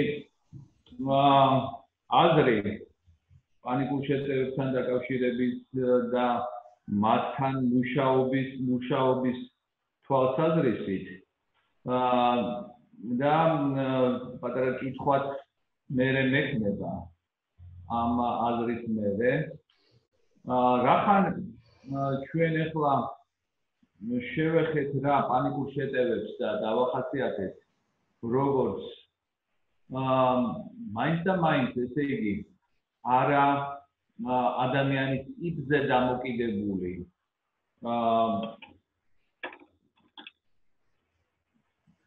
სიმპტომი არამედ პროცესში არსებული, რომელიც დაკავშირებული იყო გარკვეულ წყვეტებთან და ერთ-ერთი წამყვანი ახსენე რეტროფლექსია. მაშინ ბუნებრივი არის, რომ საქმე გვაქვს გარკვეულ მოთხოვნილებებთან, რომელიც ადამიანს უჩნდება და ეს მოთხოვნილება არ არის დაკმაყოფილებული იმ რეალობაში, არამედ ეს მოთხოვნილება აკარგვინებს საყრდენს ამ ადამიანს გარკვეულ ვითარებაში და თუ კი მოთხოვნილებებზე არის ლაპარაკი, რა თქმა უნდა, წამყვანი ესეთი ძლიერი დრაივები და ინსტინქტები, რომელიც მოთხოვნილებასთან არის დაკავშირებული, ეს არის სექსუალური და აგრესიული მოთხოვნილებები. Ну, შეიძლება ითქვას კიდე რაღაც, თქვათ, პერსი რაზეც ლაპარაკობს,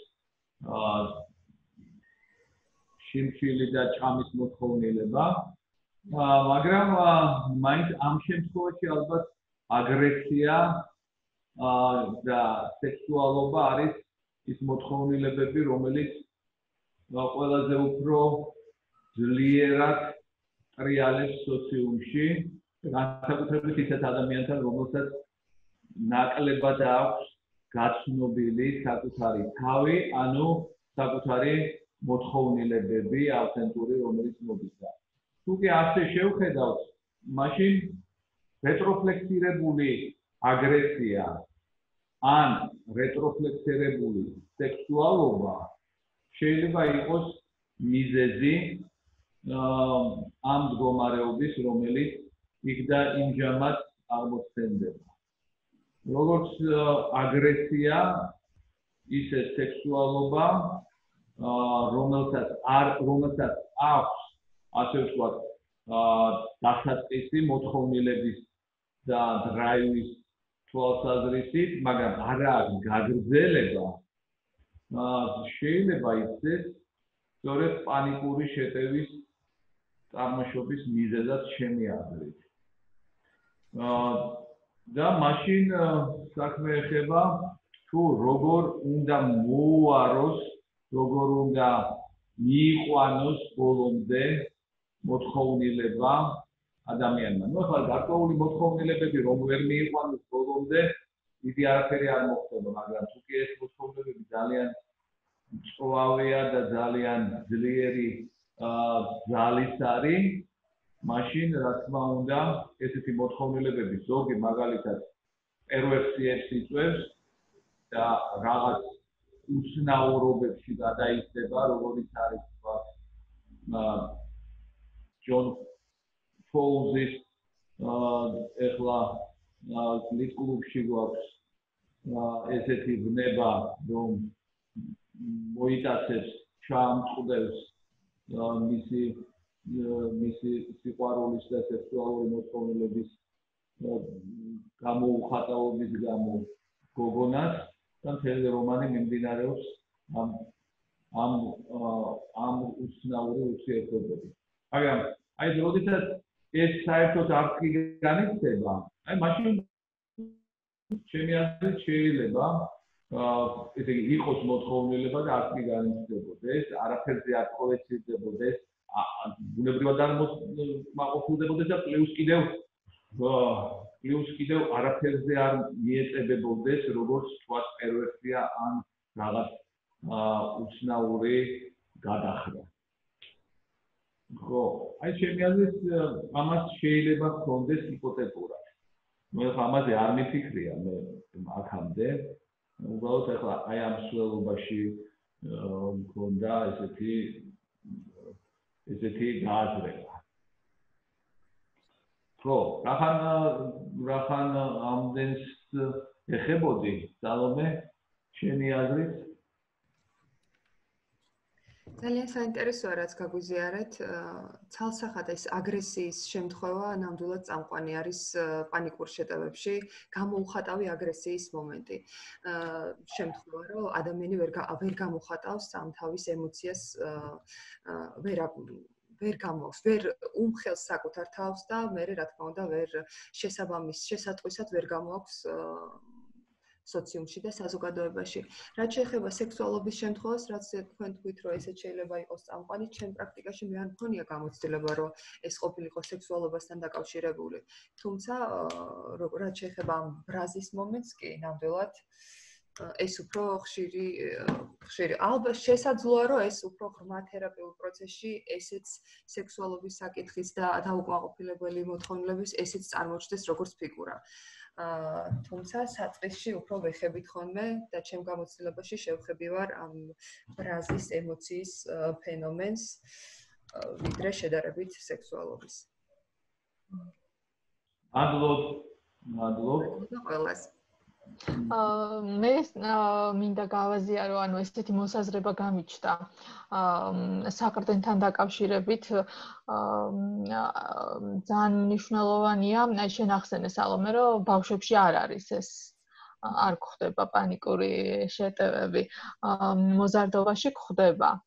და ძალიან საინტერესოა ის მომენტი, რომ მოზარდი ფაქტიურად ბავშვი არ აღიქვავს თავის თავს როგორც ცალკე თვითობას.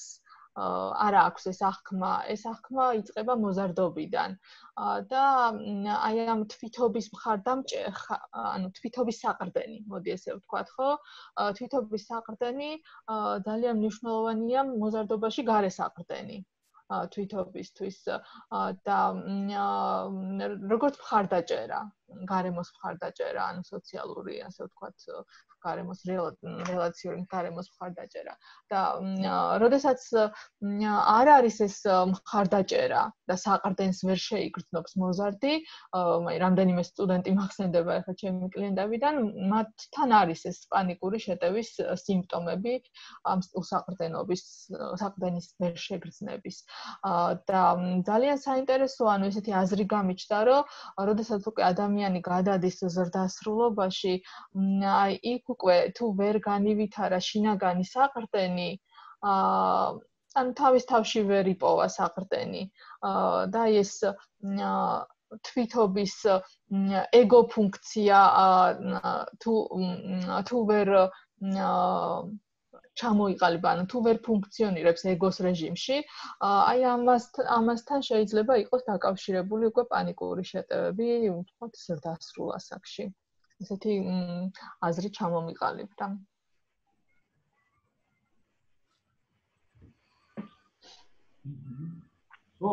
ესე იგი, ავთენტურობა არავთენტურობასთან მიმართებაში პატარა ბავშვი ძალიან ავთენტურია.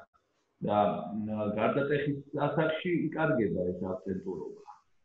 და მე რომ მიხარია, მე რომ მშია, მე რომ წყურია, მე რომ მინდა თამაში, აი ეს თუ დაიკარგა და არ გაჩნდა რომ მე მაქვს ბრაზი, მე მაქვს აგრესია, მე მაქვს სექსუალობა, ეს რა თქმა უნდა ავთენტურობას დააკარგინებს. და თვითონ. სალომე?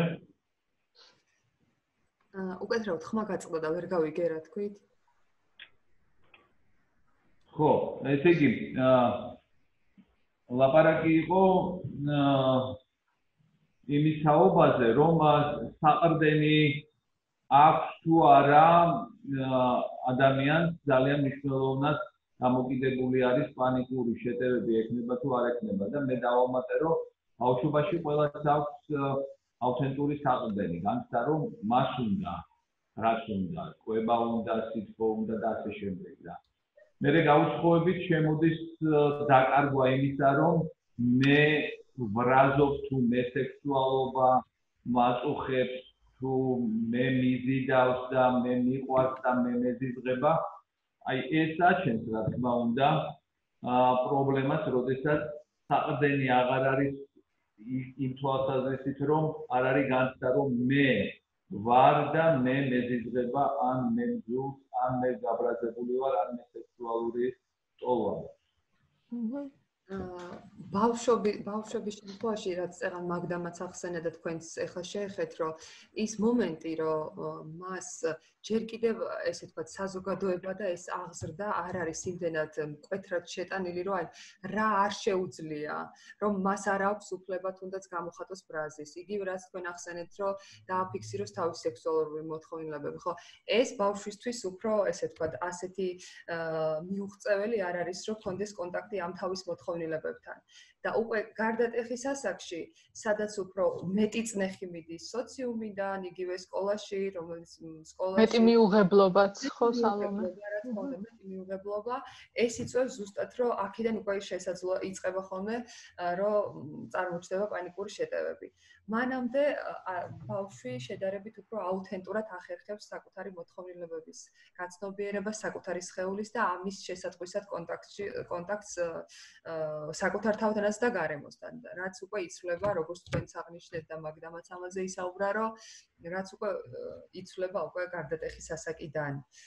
და რაც შეიძლება თვითონ პანიკური შეტევა შეიძლება გარდატეხის ასაკში ძალიან ხშირია ხოლმე რომ შესაძლოა თერაპიის პროცესშიც კი შეიძლება რომ ეს პროცესი შეჩერდეს გავიდეს რაღაცა პერიოდი და ისევ დაიწყოს პანიკური შეტევა და ესეც ნიშანდობლივია რომ რაღაც ეტაპზე მოახერხა ადამიანმა საკუთარ თავისთვის საყრდენის და ესე ვთქვათ და მხარდაჭერის მიცემა და გავიდა დრო და რადგან ის არ არის შეჩვეული ამ პროცესს დაკარგა ისევ ეს საყრდენი და ისევ უწევს რომ განაახლოს და აღადგინოს ეს კონტაქტი მე ხშირად ვაკეთებ ხოლმე ამ შედარებას ეს ვთქვა და ერთგვარ ანალიზ კოგნიტურ ბიჰევიორისტულ თერაპიასთან და ეხლაც მინდა რომ ამ კონტექსტში შევეხო,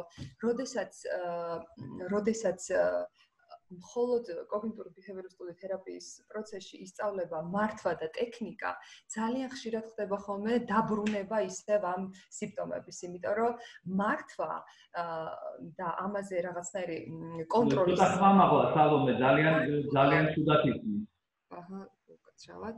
მართვა და მცდელობა რომ აკონტროლო პანიკური შეტევა ხშირ შემთხვევაში არ არის ეფექტური განსხვავებით გეშტალტ-თერაპიული მიდგომის და ამ პროცესის შედეგის რომ იპოვო საყრდენი და ეცადო დაუმეგობრდე და მოусმინო შენ პანიკას რომელიც გეწყება მხოლოდ და ეწყება ხშირ შემთხვევაში მაშინ როდესაც არ განიცდება საყრდენი და არ განიცდება საკუთარი მე და საკუთარი მოთხოვნილებები და ამის საპირისპირო რომ უბრალოდ მართო და რაღაც თითქოს ზედაპირს შეეხო ამ პროცესში. ეს არის ძალიან მნიშვნელოვანი. კონდეს ცდომა და მაშინ, როდესაც ჩვენ ხედავთ, რომ ადამიანს ისევ დაუბრუნდა პანიკური შეტევები, რა თქმა უნდა, ეს დაბრუნდა იმ ძველ დასწავლილ ესე ვთქვათ, ქცევაში, როგორ უნდა უარი თქვა საკუთარ მოთხოვნილებებზე და საკუთარ ესე ვთქვათ, სურვილებზე, რაც გიჩდება ადამიანს ცხოვრების და ფუნქციონირების პროცესში. სალომე, უკაცრავად ერთი კითხვა გამიჩნდა, ხო შეიძლება ბატონო დიმიტრი დავსვავ. ძალიან საინტერესო იყო სალომე, ხა შენ გააკეთე აქცენტი და ესეთი კითხვა გამიჩნდა, ანუ ეს რომ გამიჩნეს CBT და ვთქვათ გეშტალტი, ხო? CBT რადგან არ ჩადის ვთქვათ პროცესის გაცნობიერებაზე და მხოლოდ ზედაპირულად ცდილობს რომ გადაფაროს და გააჩუმოს ეს ასე ვთქვათ სიმპტომი გააჩეროს ხო ეს მოხსნას სიმპტომი რეალურად ის რაც არის ფესვი საიდანაც ამოდის ის რჩება გაუცნობიერებელი ხო ეს არის მომენტი და ეხლა გამიჩნდა ესეთი კითხვა აი ვთქვათ გეშტალტში ვიმუშავეთ კონკრეტულ პანიკურ შეტევაზე ჩავედით გავაცნობიერეთ და გავიდა რაღაც პერიოდი და იმავე ადამიანს სხვა გაუცნობიერებელი პროცესი თავისი წამოეწია და იქაც გაუჩნდა ანუ ეს ასე ვთქვათ პანიკური შეტევა მისი ასე ვთქვათ კრეატიული მორგებაა ხო იმ სიტუაციაზე ესე შეიძლება დავარქვათ რომ ასე რეაგირებს ის და შეიძლება სხვა საკითხის მუშაობა გახდეს საჭირო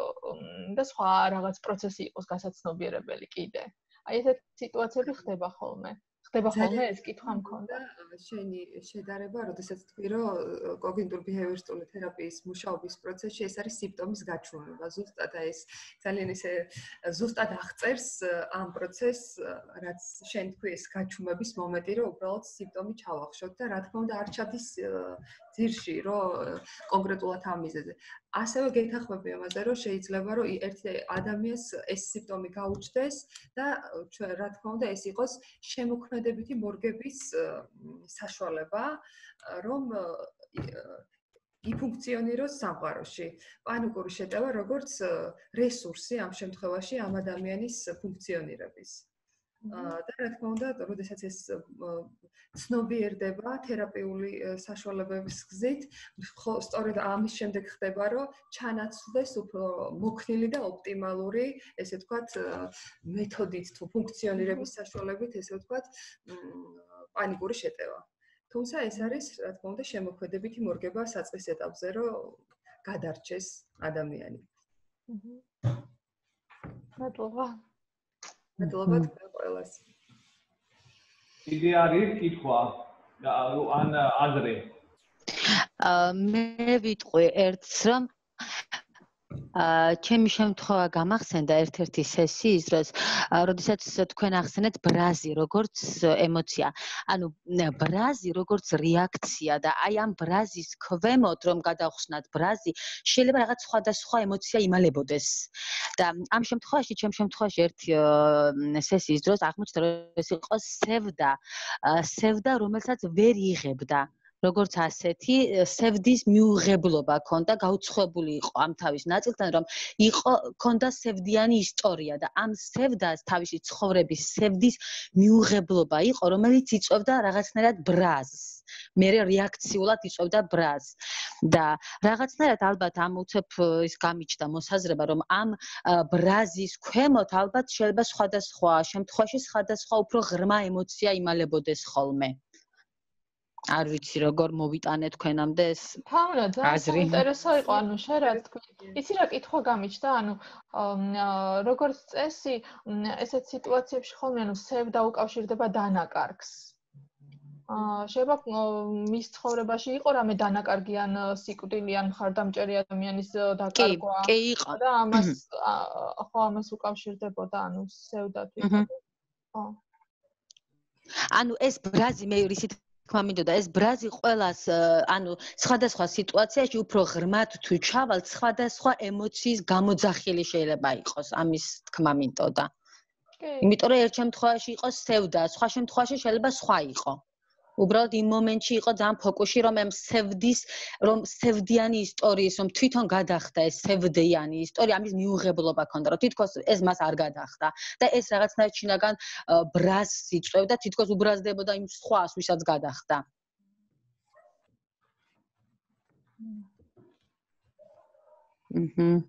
მადლობა.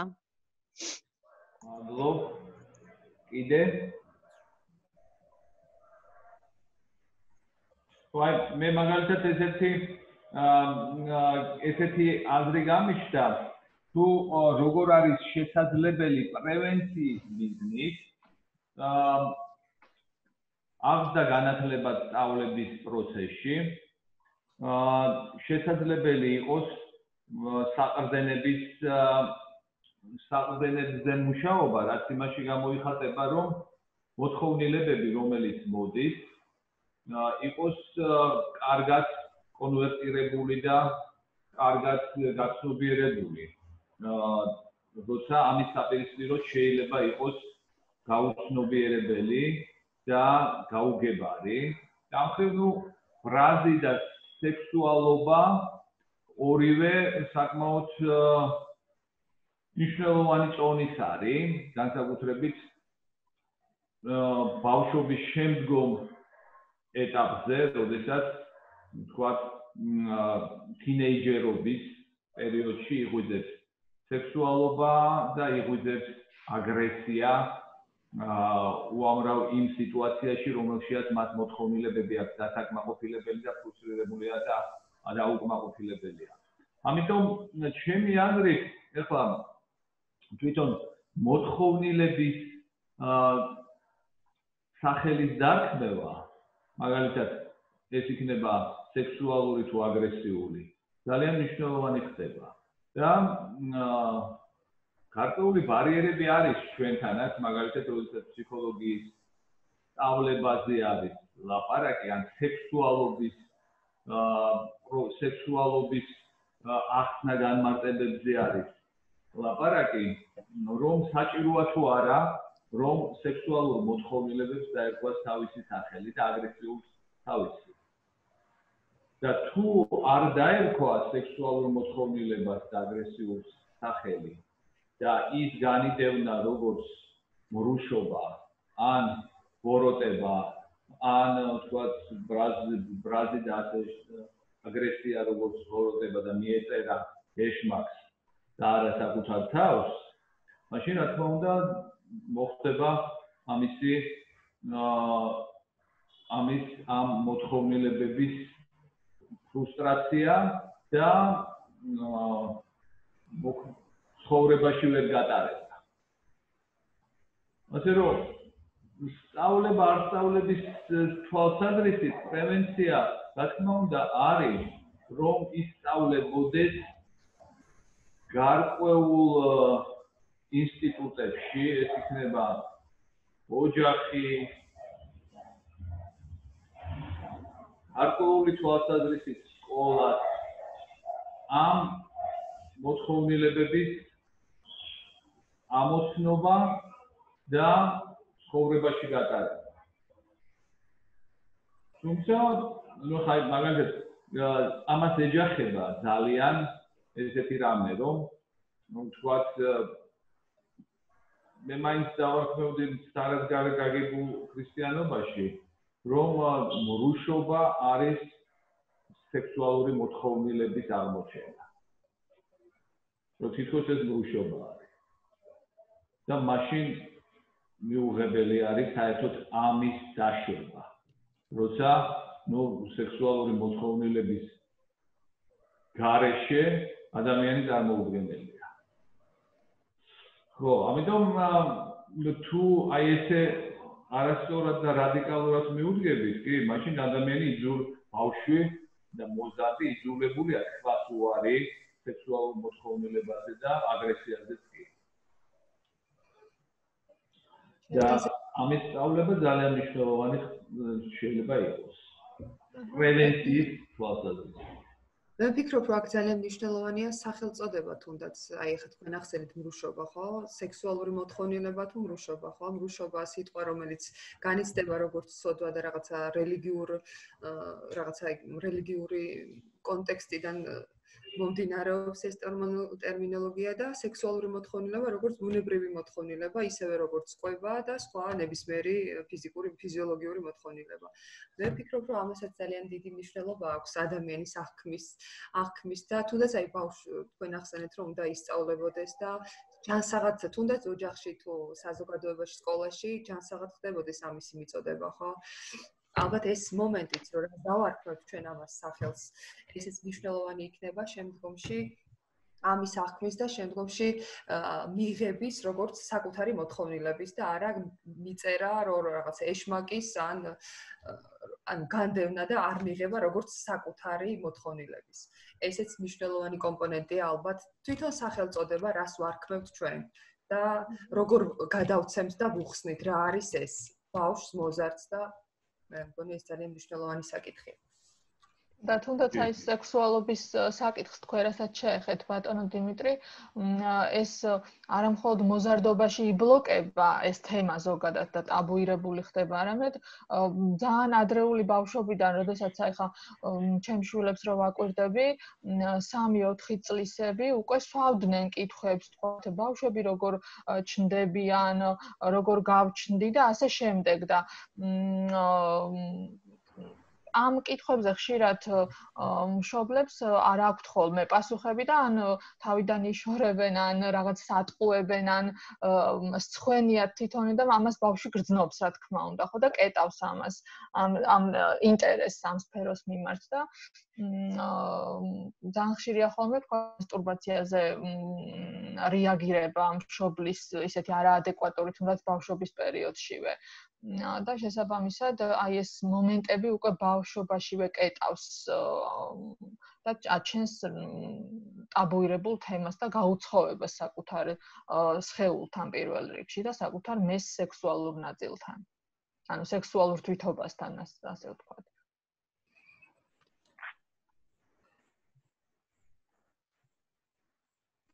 კი, გეთანხმები, მაგდა რომ ეს აღზის პრობლემა სერიოზულად დგას.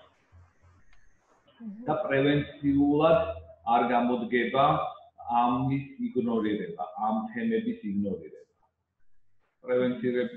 პრევენციის თვალსაზრისით ეს ცუდი დამოკიდებულება არის ამ თემებთან და ესეთი დამოკიდებულება რომ თითქოს ცხოვრება არეგულირებს ამას თავისით და დაახლოებით აი ესეთი მსჯელობა რომ ჩვენ ვინ გვასწავლიდა სექსს მაგრამ არ გავუბრალდით და არ მოგვიყვანია თოლი არ გაცხოვილა რა გჭირდება ჩვენ ამის სწავლება როცა თავისთავად ხდება ეს ყველაფერი და აგერ სახეზე ვართ გამრავლებული. დაახლოებით ეგეთი მსჯელობა.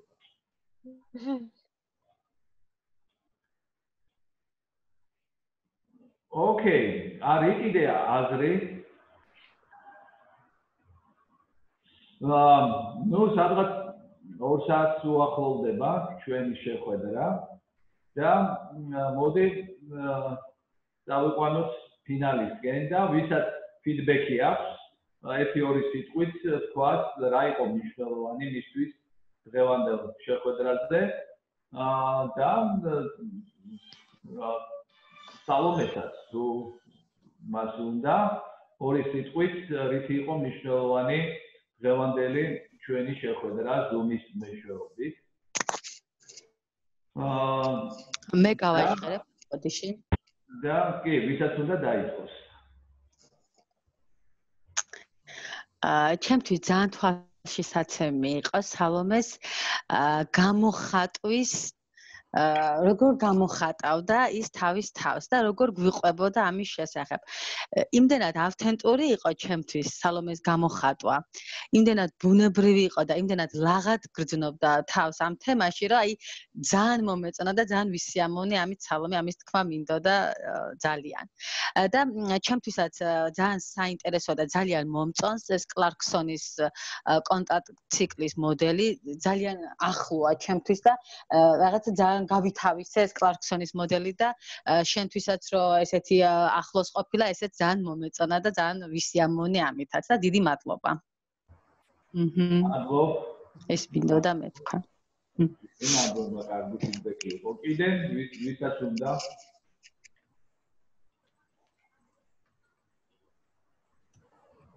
მადლობა სალომე, ძალიან მომეწონა შენი მოხსენება და ანუ ეთყობა რომ ბევრი ნამუშევარი გაქვს, იმიტომ რომ დიპლომის ამ თემაზე დაგიცვია. და მეც შემოდის მოვიდახმები რომ ძალიან კაი შეფასებები და ან რაც ძალიან მომეწონა კიდე ის იყო რომ кейსი ქონდა დეტალურად კარგად განხილული. და თან შენი თემა არის რაც ისე განიცდებოდა და ოჯახ მადლობა. მადლობა თქვენ. სალომე, მადლობა სალომე. მადლობა სალომე, ერთადერთი ეს მინდოდა მეთქვა, რომ ძალიან საინტერესო იყო ეხლაც, იმიტომ რომ თითქოს ხელმეორედ შევეხე დაცვის მერე, შენი დაცვის მერე ამ თემას და აი კიდევ იყო რაღაც ძალიან ესეთი საინტერესო და ისეთი რაღაც საკითხები, რაც კიდევ უფრო გაიშალა და ანუ ისეთივე ინტერესით ვისმენდი, როგორც მაშინ. და ძალიან დიდი მადლობა ამისთვის. სალო, დიდი მადლობა. ანუ ჩემთვის ძალიან საინტერესო იყო მიუხედავად იმისა, რომ მოსმენილი მაქვს ეს, მაგრამ აქ უფრო მეტი შესაძლებლობა იყო, რომ ჩავსულიყავით რაღაც დეტალებში და უფრო გაგვეშალა რაღაც მომენტები. ძალიან ბევრი კითხვებიც გამიჩნდა, ბუნებრივია. და ძალიან საინტერესო იყო ჩემთვის აი საყრდენთან ასე ვთქვათ, კავშირი პანიკური შეტევის და სხვა ასე ვთქვათ ჭრილში დავინახე როგორც განვითარების თვალსაზრისით და ძალიან დიდი მადლობა.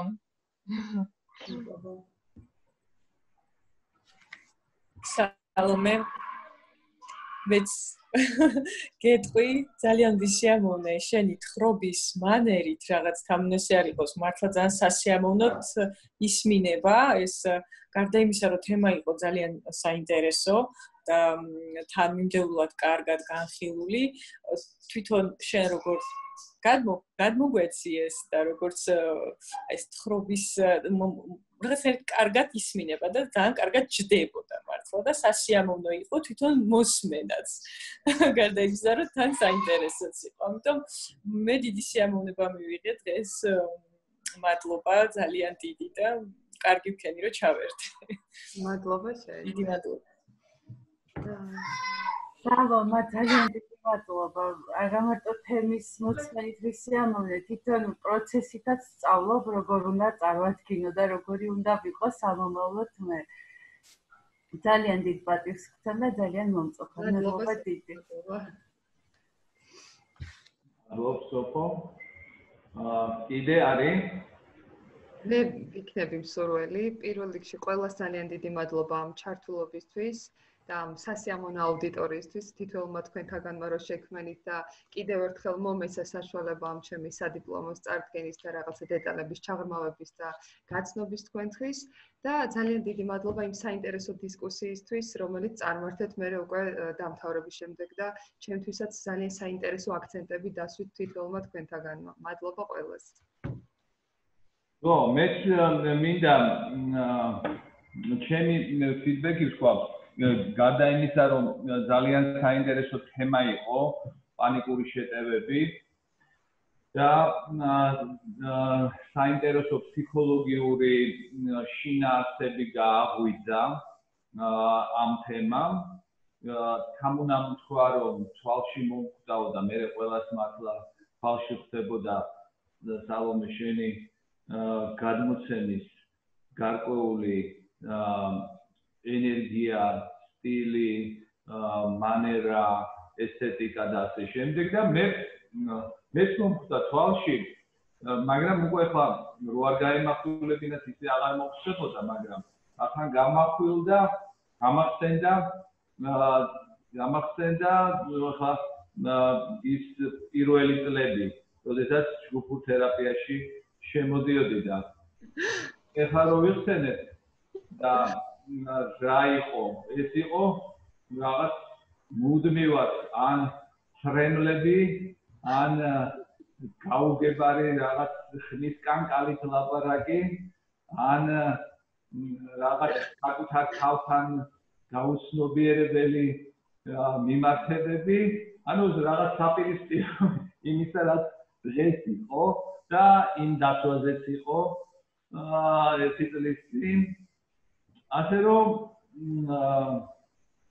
ჩემთვის ხო ეს იყო პიროვნული ზრდის გარკვეული პროცესი რომელიც განიცადე ინსტიტუტში სწავლების და ცხოვრების პარალელურად მანძილზე და მოხდა შენში რადიკალური ცვლილებები რამაც მოიტანა აი ის თვალში საცემი რადგან ეხლა იყო ლაპარაკი ასე რომ მე ძალიან